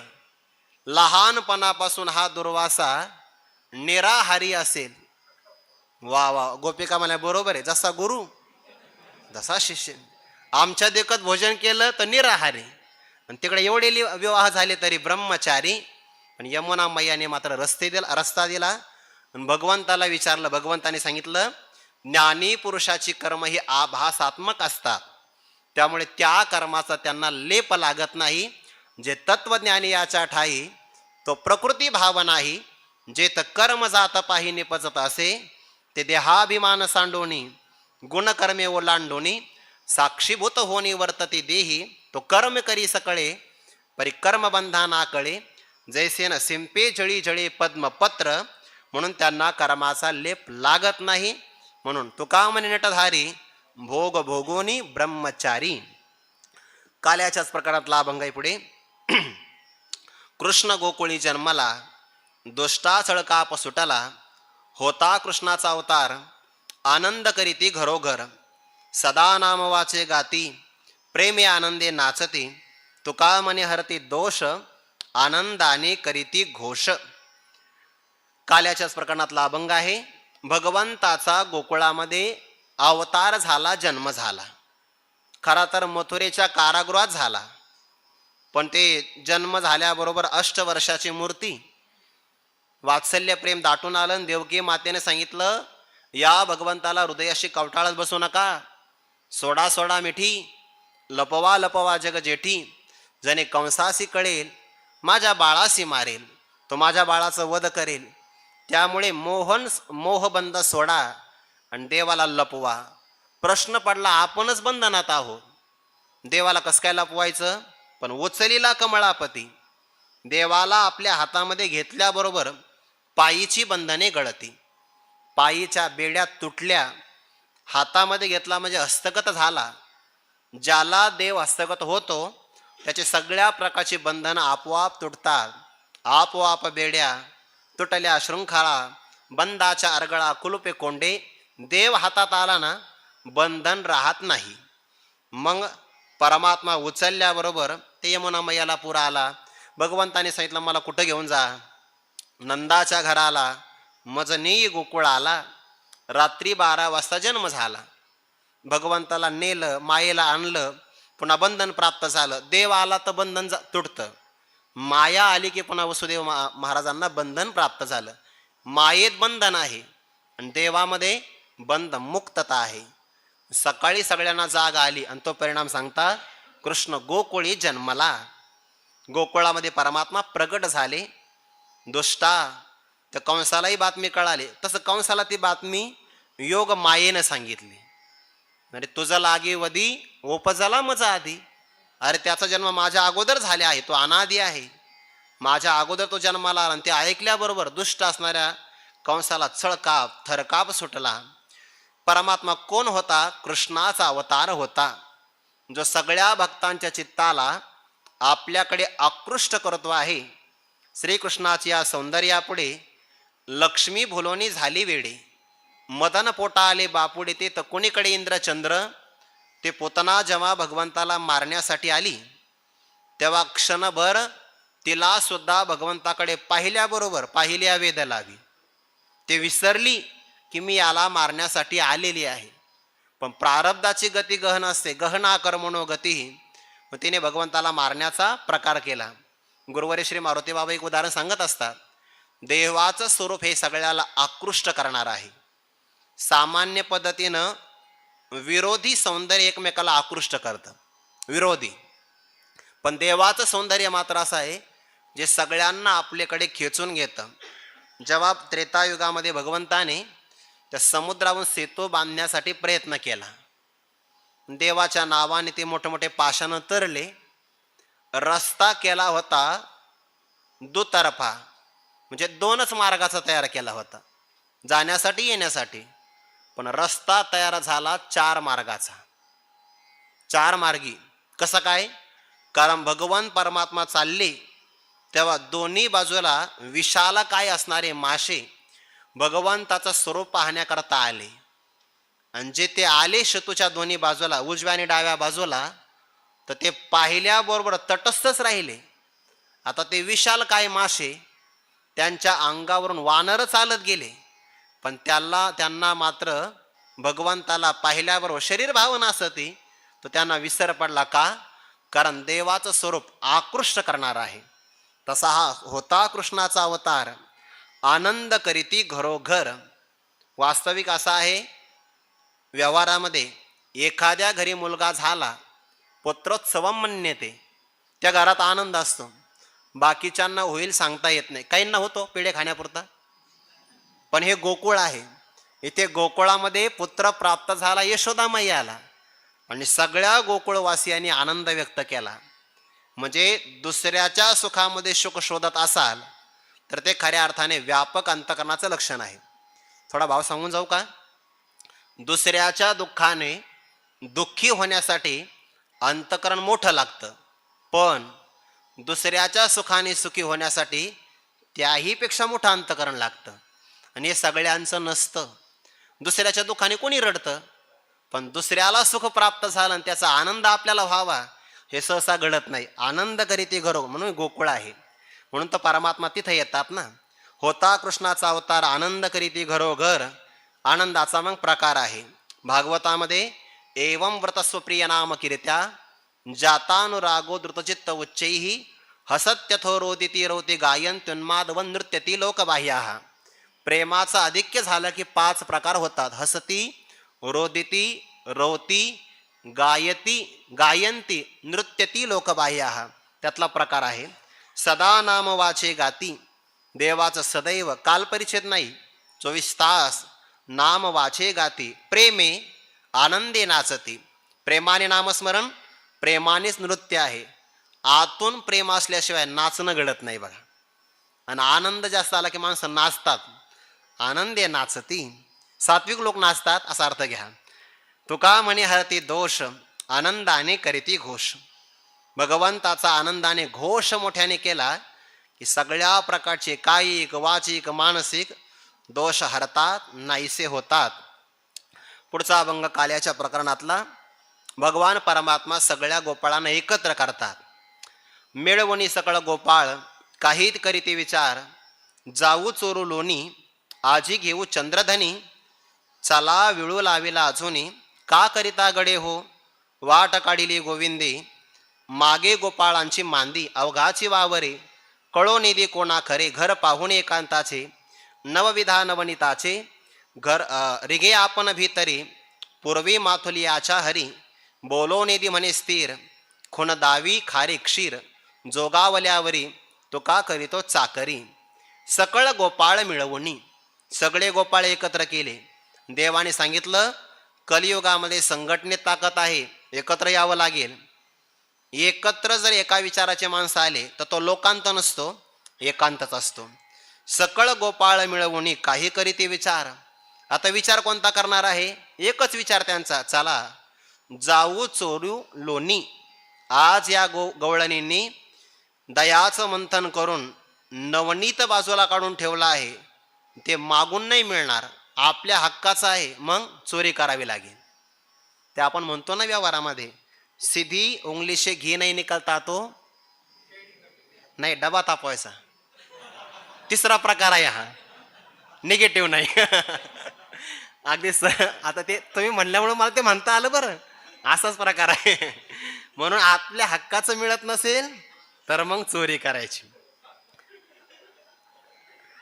कोणीतरी पाहिजे, संवाद या तो निर्मळा शिरोमणी असा अर्थ आहे.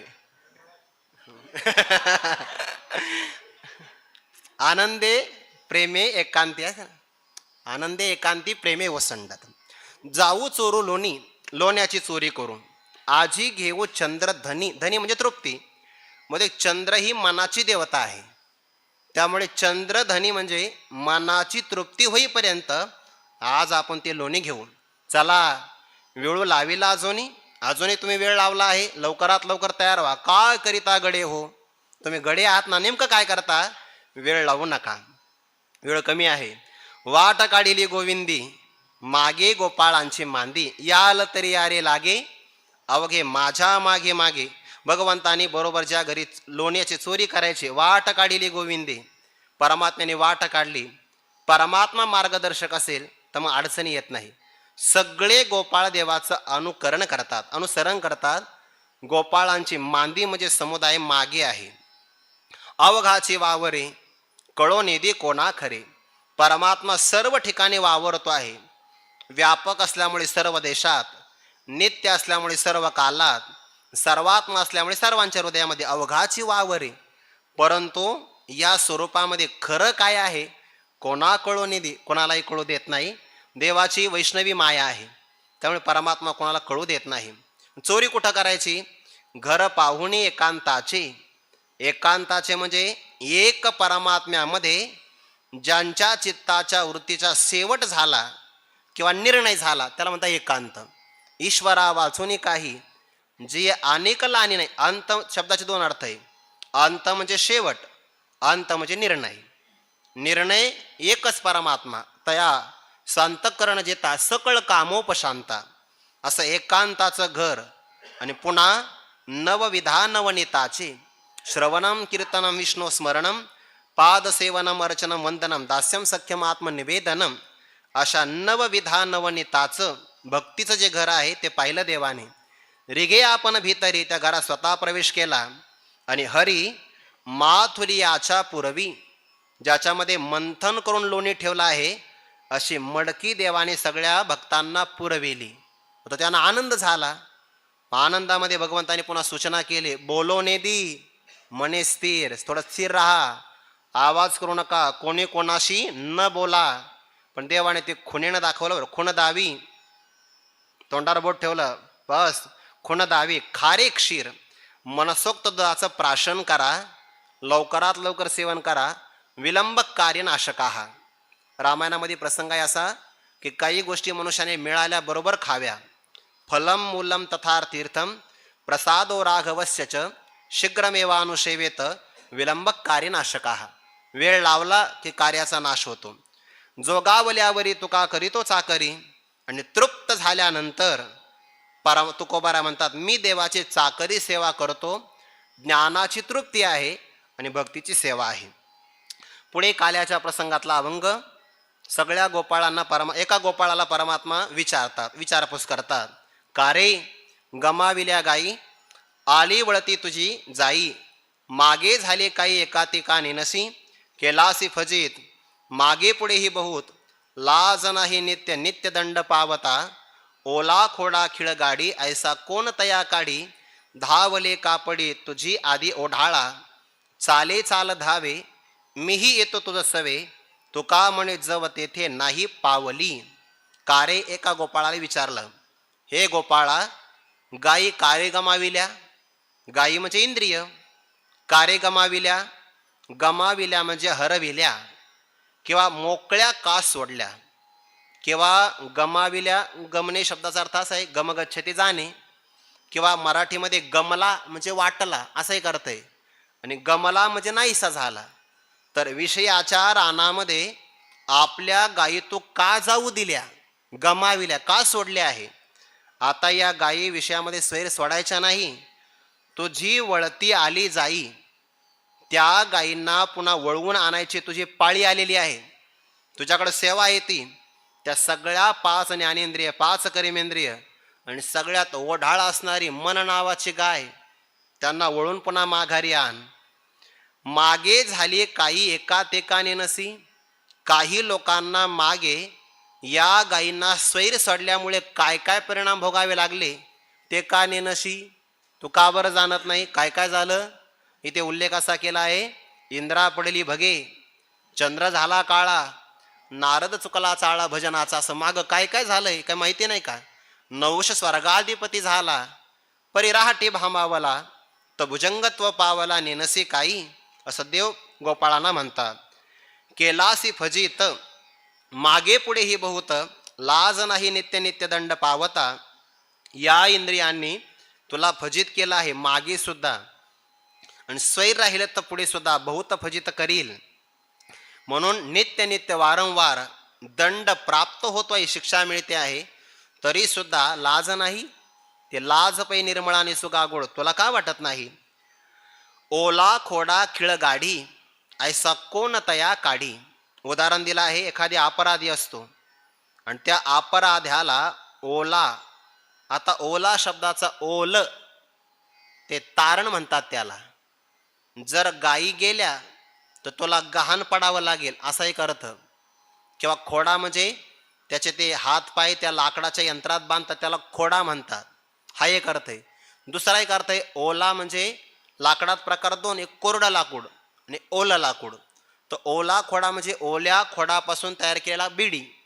ओला म्हणजे नवा खोडा, म्हणजे आगामी येणारा नवीन जन्म, असा नवीन प्राप्त होईल पुन्हा. ओला खोडा म्हणजे नवीन जन्म.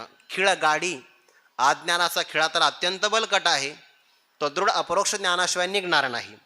ऐसा कोण तया काढी, असा कोण व्यक्ती बलवान आहे की त्या खिळ्याला किंवा खोड्याला काढू शकेल. धावले कापडी तुझी आधी ओढाळा. तुझी कापडी धावले ओढाळा आधी. ओढाळा असणारी कापडी गाय म्हणजे स्वैर धावणारी रसना नावाची गाय आहे. भागवतामध्ये असं म्हटलंय, जितम सर्वम जिते रसे.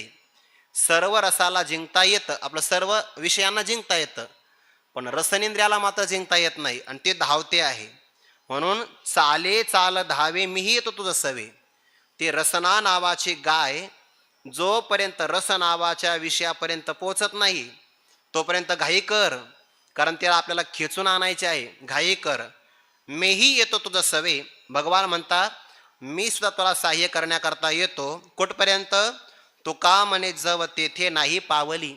जोपर्यंत रसनारूपी गाय रस नावाच्या विषयापर्यंत पोहोचत नाही तोपर्यंतच त्याला आवरलं पाहिजे. नाहीतर मग मानसी विषय पोखे रसनाद्वारे. हा पहिला अर्थ. दुसरा अर्थ, चाले चाल धावे. भगवत प्राप्तीची साधना करण्यासाठी आपली चाल धावे चाले, लवकरात लवकर चाललं पाहिजे. हा मार्ग कठीण आहे, परंतु माझं आश्वासन आहे, तुझ्या बरोबरीला मी येतो. कुठपर्यंत? जव तेथे पावली नाही. जोपर्यंत स्वरूप प्राप्ती तुला होत नाही तोपर्यंत मी तुझ्या बरोबरी येणार आहे, असं भगवान आश्वासन देतात. चालणे वेगावत जाये, तो वेग बैसावयाची होय. जोपर्यंत साध्य नाही मिळत तोपर्यंत चाललं पाहिजे. म्हणून आसुप्ते रामृते कालम नयेद वेदांत चिंतया दद्यांनावसरम किंचित कामादीना मनागपी. थोडा सुद्धा अवसर देता येत नाही. पुढे काल्याच्या प्रसंगातला अभंग आहे. कंठी धरेला कृष्णमणी अवघा जनी प्रकाश. काला वाटो एकमेका वैष्णवनिका संभ्रम. वाकुलिया ब्रह्मादिका उत्तम लोका दाखवू. तुका म्हणे भूमंडळी आम्ही बळीवीर गाढे. कंठी धरेला कृष्णमणी. पहिला अर्थ आहे, कृष्ण नावाचं रत्न आम्ही आमच्या कंठात धारण केलं आहे. हा पहिला अर्थ आहे. दुसरा अर्थ आहे, कृष्ण साक्षात परब्रह्म आहे आणि परब्रह्म हे स्वयंप्रकाश रत्न आहे. ते रत्न कंठात धारण केल्यामुळे या रत्नाचा बाहेरही प्रकाश आहे आणि आतही प्रकाश आहे. या रत्नाला धारण केल्यामुळे फिटले आतील बाहेरील अंधारे.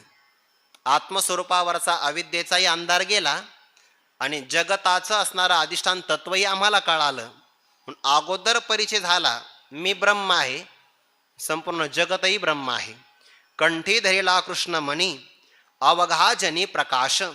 संपूर्ण जनामध्ये त्या ज्ञानाचा प्रकाश प्रसारित झाला आणि मग कळालं, जग नोहे हा अवघा जनार्दन. मी वासुदेव तत्वता हा माझा स्वपरिचय आहे आणि जगताच्या बाबतीमध्ये सुद्धा जगताचा अधिष्ठान ब्रह्म हाही परिचय आहे. मी ब्रह्म असंही कळावं, ब्रह्म मी आहे असंही कळावं. या भगवंताला कंठात धारण केल्याबरोबर किंवा उपलक्षणाने अंतकरणात धारण केल्याबरोबर काय झालं? जीवभाव बाधे. जीवभावाचाही बाध झाला आणि तो ज्ञानाचा प्रकाश विस्ताराला प्राप्त झाला, ज्ञानबीजाचा विस्तार. त्यामुळे जगतभावही बाध झाला. जीवभाव जगतभाव बाधे स्वात्मैव अवशिष्यते. अवघाजनी प्रकाश किंवा हे नामस्मरणाचं रत्न आहे. काला वाटो एकमेका. देवाचं आणि आपलं ऐक्य झालं त्याला काला म्हणतात. उपजून या पुढती येऊ काला खाऊ दही भात, हाही काल्याचा एक अर्थ आहे. हरिनामाचा खिचडी काला, हाही काला आहे. तुका म्हणे काला कोठे अभेद देखीला, असं कालच आपण बाबांच्या सत्रातून सायंकाळी श्रवण केलं आहे. काला वाटो एकमेका हा काल्याचा प्रसाद, भक्तिप्रेमाचा आनंद एकमेकाला वाटायचा आहे. सकाळी गुरुवर्य मारुती बाबांच्या मुखातून आपण ऐकलंय बघा, एकमेका देवमुखी हा सार्वजनिक आनंद आहे. हा एकमेकाला द्यायचा आहे. आज खाली बसणारा एखादा वक्ता व्यासपीठावर विराजमान होतो, उद्या दुसरा वक्ता विराजमान होतो आणि एकमेकाला आपल्यातलाच आनंद एकमेकाला देतो आहे. फक्त कल्पित भेद आहे, वास्तव अभेद आहे. काला वाटू एकमेका. वैष्णवनिका संभ्रम. निका म्हणजे उत्तम आणि संभ्रम म्हणजे भक्ती प्रेमाच्या उत्साहाने संपन्न असणारे वैष्णव आहे. आनंद कोणाला मिळतो? फक्त वैष्णवाला. ब्रह्मादिका, ब्रह्मदेव ज्याच्यामध्ये आदी आहे असे ना पदाना मोठा. पदाने जरी मोठा असेल तर त्याला नाही मिळणार. न मिळाल्यामुळे जो भाग आम्हाला मिळाला तो ब्रह्मदेवाला नाही मिळाला. ब्रह्मदेव फसला रे असं म्हणून वाकुलिया ब्रह्मादिका उत्तम लोका दाखवून त्या चिडविण्यासाठी वेडं वाकडं तोंड करता ब्रह्मदेव आला होता बरं का काला सेवन करायला. ब्रह्मादिका उत्तम लोका वाकुलिया दाखवू, पण काला नाही मिळाला. देव काला वाटप करत होते, पण ब्रह्मदेवाचा हात आला की देवाला दिसला. मुद्दाम भगवंताने काला वाटिता विधाता ठकविला, ब्रह्मदेवाला फसविलं. कसं फसविलं? कधी कधी काही लोक पंक्तीला येतात, पंक्तीला आले की मग शेवटी बसतात ना. वाडेकरी पहिल्या क्रमांकापासून वाढतात, शेवटी पदार्थ पोचतच नाही. त्याला वाटतं आपला अभ्यास वाया गेला. दुसऱ्या दिवशी तो पहिल्या क्रमांकाला बसतो जो शेवटी बसला होता. वाडेकरी म्हणतात काल इथून सुरुवात केली, शेवटपर्यंत वाढ गेली नाही. आज काय करा, शेवटून वाढा. तिथून वाढायला सुरुवात केली तरी पदार्थ नाही मिळाला. तो म्हणला आजही खडाच लागला. तिसऱ्या दिवशी तो पंक्तीला मध्यभागी बसतो. वाडेकरी म्हणतात बघा 2 दिवस आपल्याला अनुभव वेगळा आला. आता एक काम करा, एकच पदार्थ दोन्ही ठिकाणी वाटा आणि एकाने इथून वाढायला सुरुवात करा, एकाने पलीकडून वाढा. जसा तो मध्यभागी बसलेला चुकवितो तसा देवाने काला नाही दिला. वाकुलिया ब्रह्मादिका उत्तम लोका दाखवून आम्हाला मिळाला. आम्ही भक्तीच्या क्षेत्रामध्ये तुका म्हणे भूमंडळी आम्ही बळीवीर गाढे. या भूमंडळामध्ये आम्ही बलवान आहोत, कालावर विजय संपादन केला, वीर आहोत, इंद्रियावर नियमन केला आहे. आणि भक्तीच्या बाबतीमध्ये गाढे. काही जरी परिणाम झाला, जरी आकाशवर पडो पाहे, तरी भक्तीला सोडू शकत नाही. अव्यभिचारी भक्ती अनन्य भक्ती आहे. पुढचा या अभंग हा काल्यातलाच आहे. देवाचं गोपाळावर असणारं प्रेम का ते तुकोबारे पुढे प्रगट करतात. पाहाता गोवळी खाय त्यांची उष्टावळी, करीते नामाचे चिंतन गडी कानोबाचे ध्यान. आली द्यावी डाई धावे वळत्या मागे गाई, एके ठाई काला तुका म्हणे भावे काला.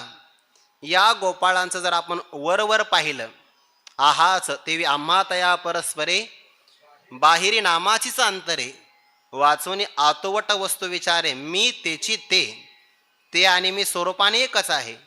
पण वरवर पाहिलं तर वेगळे वाटतात. कोण आहेत ते? गोवळी. यातून 2 अर्थ होतात. गोवळी आहे म्हणजे गोराख्याची मुलं आहेत, आणि दुसरा अर्थ आहे गो नाम इंद्रिय, इंद्रियाला आत्मस्वरूपाकडे वळणारे आहेत ते, म्हणजे अंतर्मुख करणारे आहेत. वरून पाहिलं तर गोवळी वाटतात, पण जर स्वरूपाने विचार केला तर संयमित जीवन जगणारे आहे. हे देवाने पाहिलं. खाय त्यांची उष्टावळी, त्यांचं भगवंतावर प्रेम आहे. प्रेमामध्ये परमात्मा त्यांचं उष्टे पदार्थ सुद्धा खातो. उष्टावळी म्हणजे काय? ज्याचा ओठाला स्पर्श झालेला आहे ते भक्षण करणं याला उष्ट असं म्हणतात. उच्चिष्टम धर्मशास्त्रातला नियम वेगळा आहे, पण भक्तिशास्त्रामध्ये प्रेम अधिक असेल तर त्यामध्ये त्यांची या मुखीचे हिरोनिया घ्यावी, उच्चिष्ट ते खावे धनीवरी. देवाने त्यांच्या मुखातलं अगदी भाग हिरावून घ्यावा आणि तृप्त होईपर्यंत उष्ट खावं. एकदा एका गोपाळाला भगवंताने मागं ठेवलं. म्हणे आम्ही थोडंसं गाई वासरं घेऊन पुढे जातो, तो सगळ्यांच्या शिदोऱ्या घेऊन मागून ये. त्याच्यावर जबाबदारी दिली. तो मला काही हरकत नाही, शिदोऱ्या घेऊन यायच्या आहे ना सगळ्यांच्या. जसं की काही विद्यार्थी गावाकडे जातात ना, मग गावाकडचे लोक म्हणतात लाडू घेऊन जा, तसं तो आमच्या शिदोऱ्या घेऊन ये. जबाबदारी दिली. त्या गोपाळाने सगळ्यांच्या शिदोऱ्या एकत्र केल्या, स्वतःच्या घरी आला. मग आईने सांगितलं अरे विलंब झाला, तुला उशीरही झाला, थोडंसं जेवण कर आणि मग आपली शिदोरी घेऊन जा, जेवायचं 12 वाजता आहे. त्या दिवशी त्या गोपाळाच्या आईने कढी केली होती.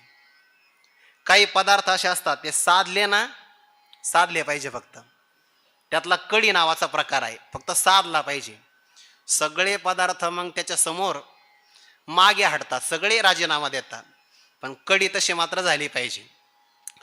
ते कढीची जर फोडणी चांगली बसली, जर सुगंध असं म्हणतात दरवळला, तर कधी कधी विमानही थांबतात. पण ते साधली पाहिजे. तेल योग्य प्रमाणात तापलं तर जिऱ्याची फोडणी बसते दिगंबर महाराज, नाहीतर कधी कधी जिरे सुद्धा कच्चे राहतात. माझा अनुभव आहे अंगी. आता ते कढी चांगल्या प्रकारे तयार झाली आणि गोपाळाने त्याचा आस्वाद घेतल्याबरोबर, गोपाळ आहे तो, गोवळी आहे ना, तो इंद्रियासक्त नाही झाला. त्याला त्या कडीच्या रसाचा आनंद घेताना देवाची आठवण झाली की ही कडी माझ्या कन्हैयाला दिली तर किती चांगलं होईल. आता पात्र नाही, या कंठामध्ये त्याने कुलूप लावलं आणि समोर 2 कुलूप लावले, एक दाताचं आणि एक ओठाचं. कंठ जेवढी कडी भरता येईल तेवढी भरली त्याने. आता देवाकडे जायचंय, स्वतःच्या मुखात कडी पण आत नाही जाऊ द्यायची, कारण कन्हैयाला ती अर्पण करायची ना, भक्तीने अर्पण करायची. परमात्म्यापर्यंत गेला, दम लागला, श्वास नाकानेच घेत होता, दम लागला ना पळत पळत. कडी थंडी होता कामा नाही, कारण कडी जर थंडी झाली ते मजा नाही राहत. काही पदार्थ गरम गरम वाढले पाहिजे, त्यात कडी भजे हे गरम गरम वाढायचे पदार्थ. काही लोक भजे अगोदर करून ठेवतात आणि मीठ लावल्यावर वाढतात. काय शास्त्र कळत नाही. असो, कडी थंडी होता कामा नाही. पळत पळत गेला आणि दम लागला त्याला. बोलो अबोल अन्या खुन्या, भगवंताला खुणेनं पाचारण केलं. देवाचा भाव लक्षात आला. भगवंताने आपले ओठ त्याच्या ओठाला लावले. आता घरून फक्त कडी आली होती, पण त्या रस्त्याने येता येता त्याच्या मुखातले लाळ त्याच्यात मिश्रित झाली, पण परमात्म्याने धिक्कार नाही केला. पाहता गोवळी खाय त्यांचे उष्टावळी, का बरं? करी ते नामाचे चिंतन. ते नामाचंही चिंतन करतात आणि ज्याचं नाम आहे त्या नामीचं सुद्धा आत्मत्वाने चिंतन करतात. गडी कान्होबाचे ध्यान, ध्यानाने ध्येय वस्तूची प्राप्ती होत असते. ते गडी आहे, खेळणारे आहे, देवाचे गोपाळ आहे, त्यांचं कान्होबाचं ध्यान करतात. गोपाळावर एवढं प्रेम आहे, आली द्यावी डाई. डाई म्हणजे डाव. आपल्यावर डाव आला, गोपाळ म्हणले कन्हैया डाव दे डाव. भगवंताने द्यायचा. खेळात काही नाही, तो असेल ना देव असेल, पण डाव आला तर चल डाव दे. गोपाळ भगवंताने मान्य करायचं. वळत्या गायी मागे धावे, गायींना पुन्हा वळवून आणायचं. डाव आला तर डाव द्यायचा.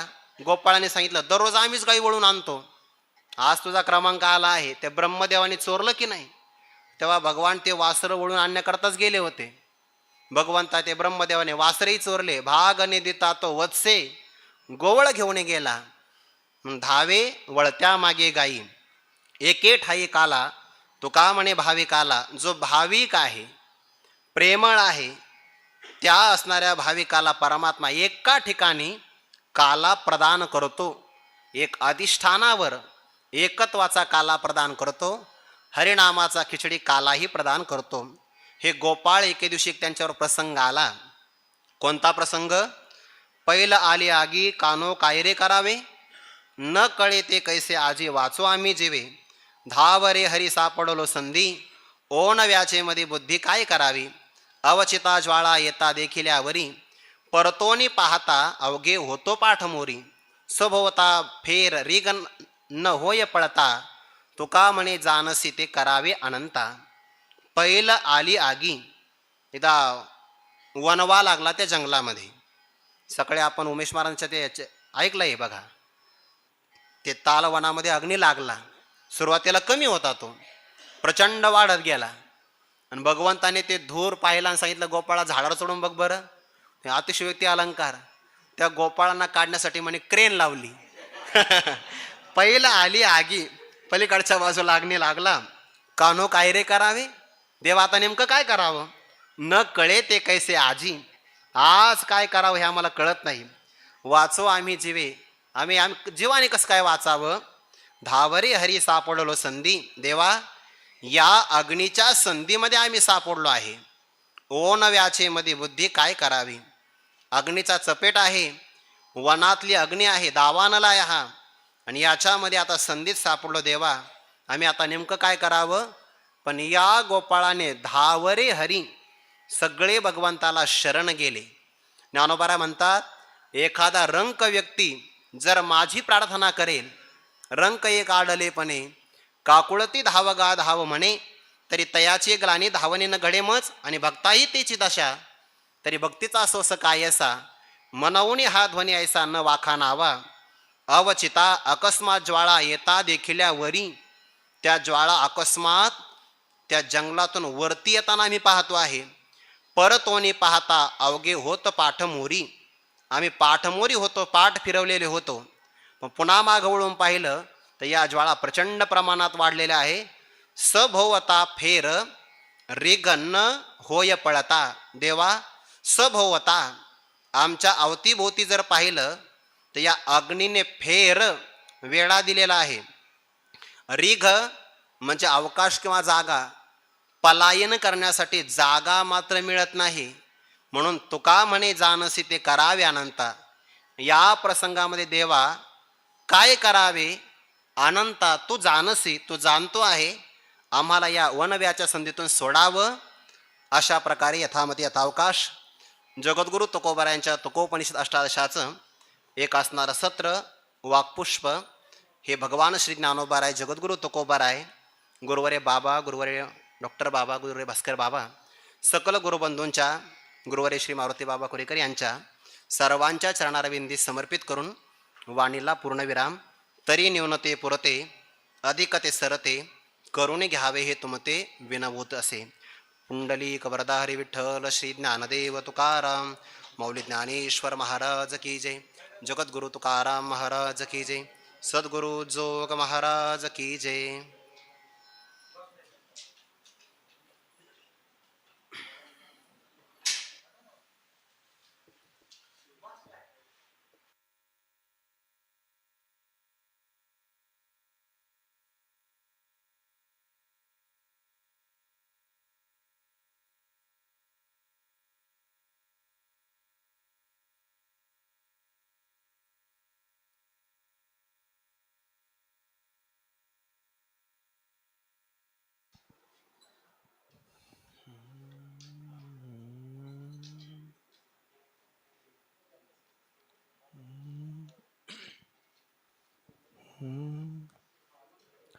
बहुबरा बहुबरा या सांगाते मिळे चारा.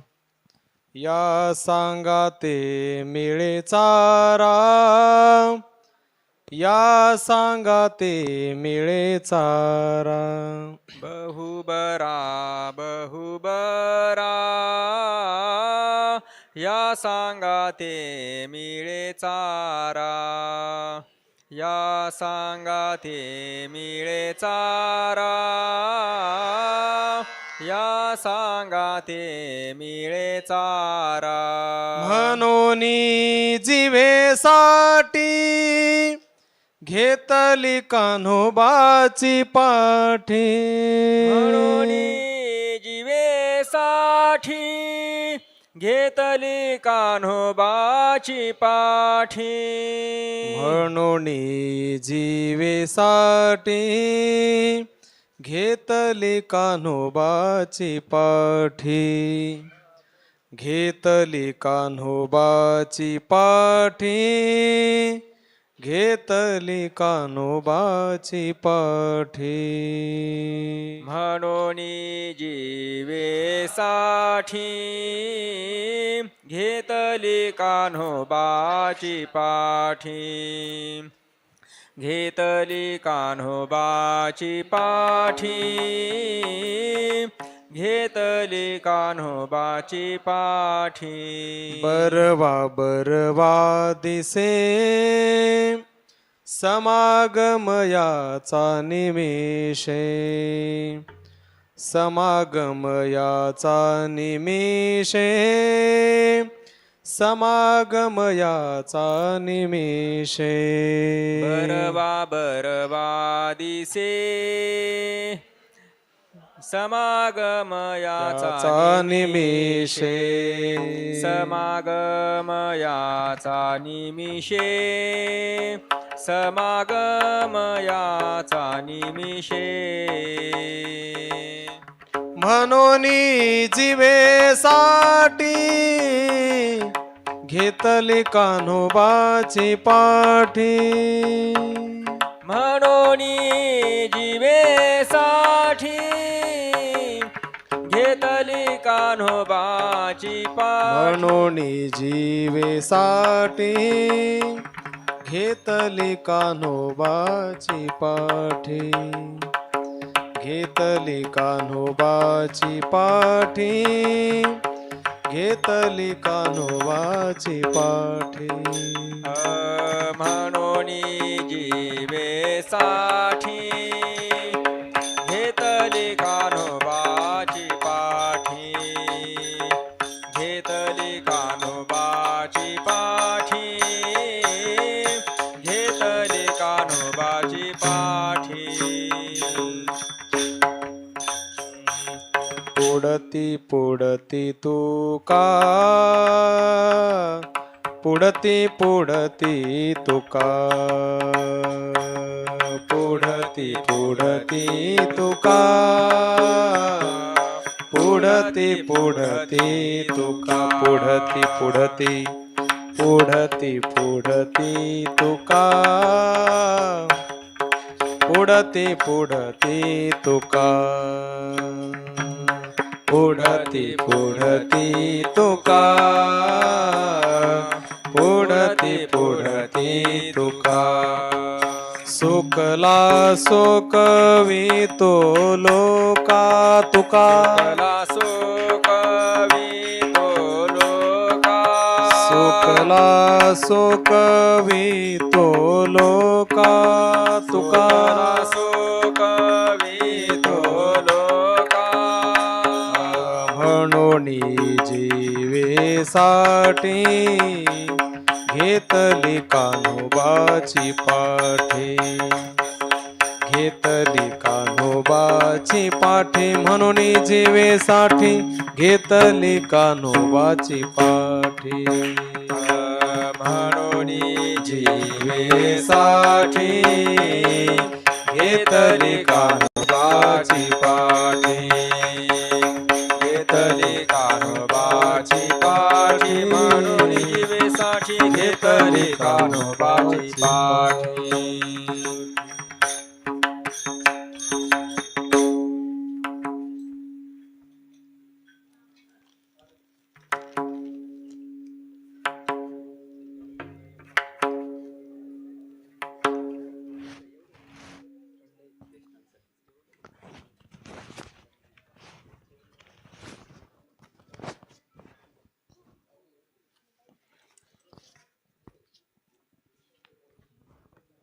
स्वर द्या.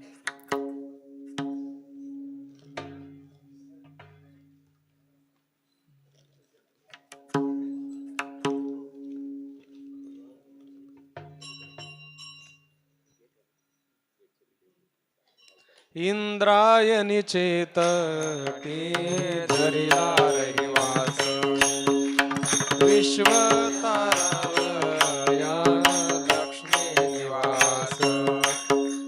ज्ञानेश्वर रूपे धरिले निज वेश, वर्म जाणे तया सद्गुरुपदेश,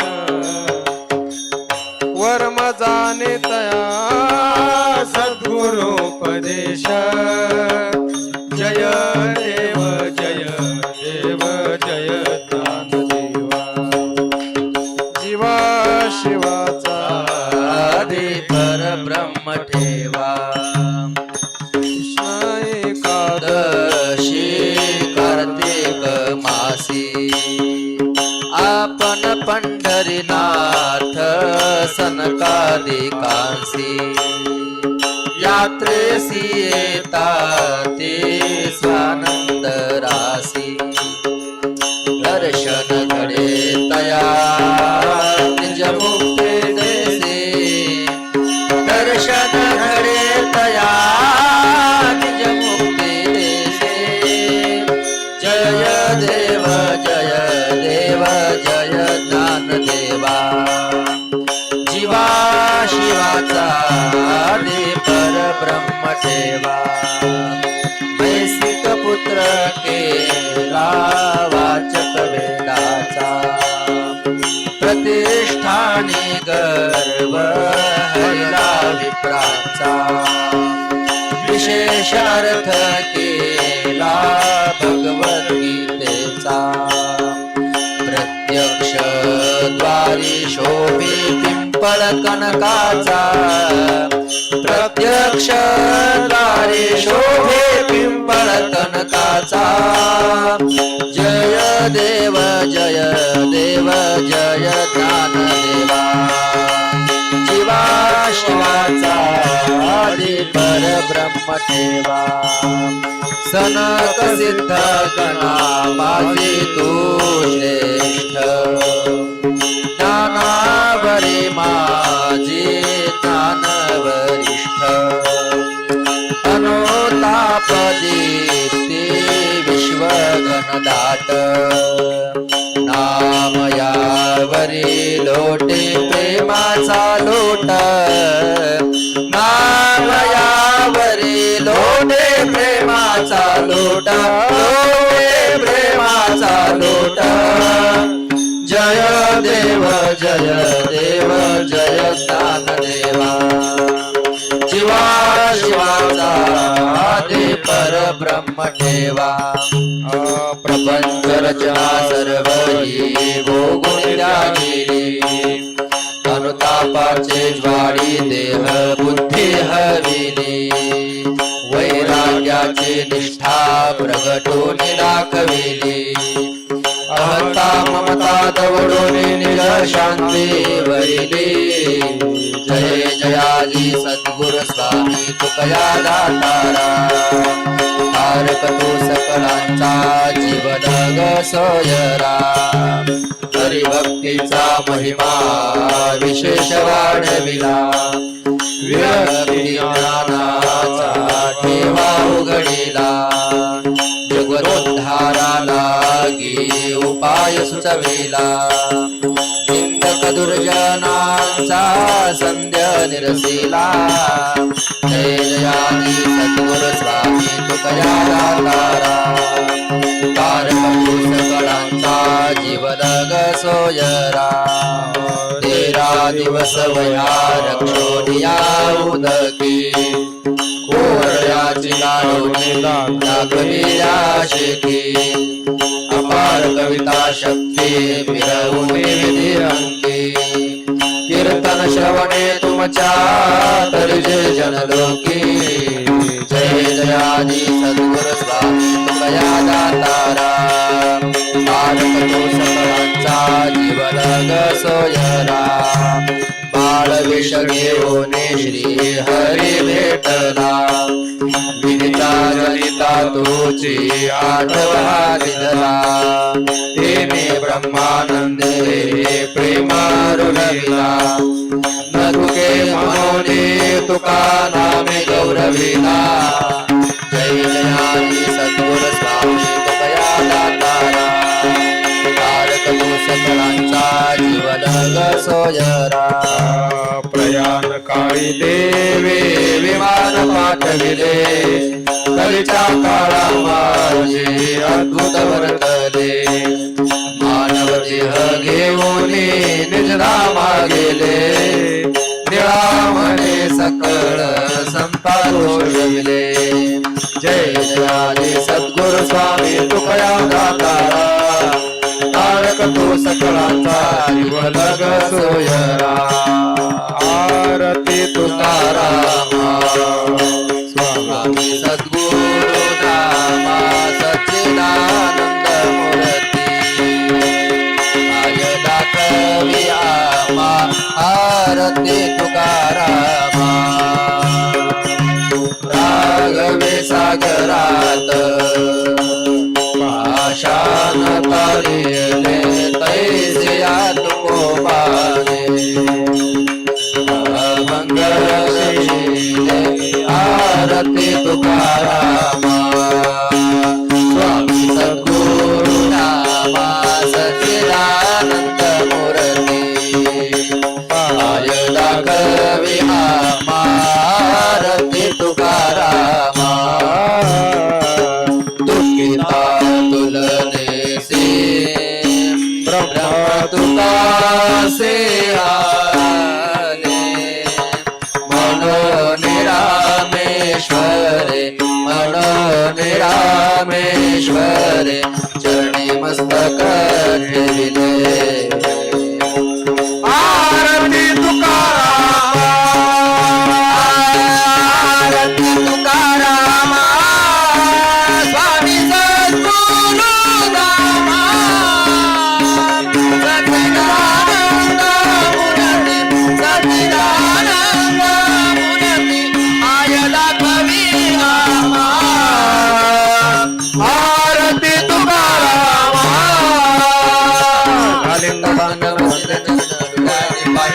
मध्ये दिले आलंकी नानंद मुदित मारू वाढीन म्हणे नामा विकार रुक्मा कृपा रुक्मा हीच व्हावी माझी आस जन्मोजन्मी तुझा दास पंढरीचा वारी चुकोने दे हरी संत संगे सर्व काळ अखंड प्रेमाचा सुकाळ चंद्रभागे स्नान तुका पंढरीचा वार करी पंढरीचा वार वारी करी. चुकवून दे हरी अकल्पायुष्य व्हावे तया कुळा माझी हा सगळा हरीचा दासा कल्पनेची बाधा न हो कोणी ही संत काळी. मंडळी सुखी असो अहंकाराचा वारा न लागो राजसा माझ्या विष्णुदासा भाविका नामा म्हणे तया असावे कल्याण नाम घे ध्यान मन. मागणे ते एक तुझ प्रती आहे देशील तरी पाहे पांडुरंगा या संताशी निरवी हेची मज दे आणि तुझे काय तुका म्हणे आता उदार तू माझा ठेवी पायी संतांचे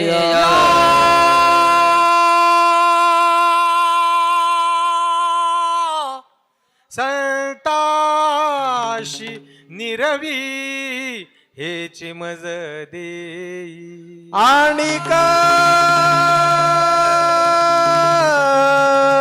तुझे काही न मागे तुझ ज्ञानदेव तुकाराम ज्ञानदेव तुकाराम ज्ञानदेव तुकाराम ज्ञानदेव तुकाराम ज्ञानदेव तुकाराम ज्ञानदेव तुकाराम ज्ञानदेव तुकाराम ज्ञानदेव ज्ञानदेव तुकाराम ज्ञानदेव तुकाराम तुकाराम तुकाराम तुकाराम कुंडली हरी विठ्ठल श्री ज्ञानदेव माऊली ज्ञानेश्वर महाराज की जगद्गुरु तुकाराम महाराज सज्जय जोग महाराज जय हो आनंदाश्रम स्वामी महाराज जय हो सिद्धेश्वर भगवान की जय इंद्रायणी माता की जय आज के आनंद की जय जय हो ज्यांनी कोणी ग्रंथ घेतला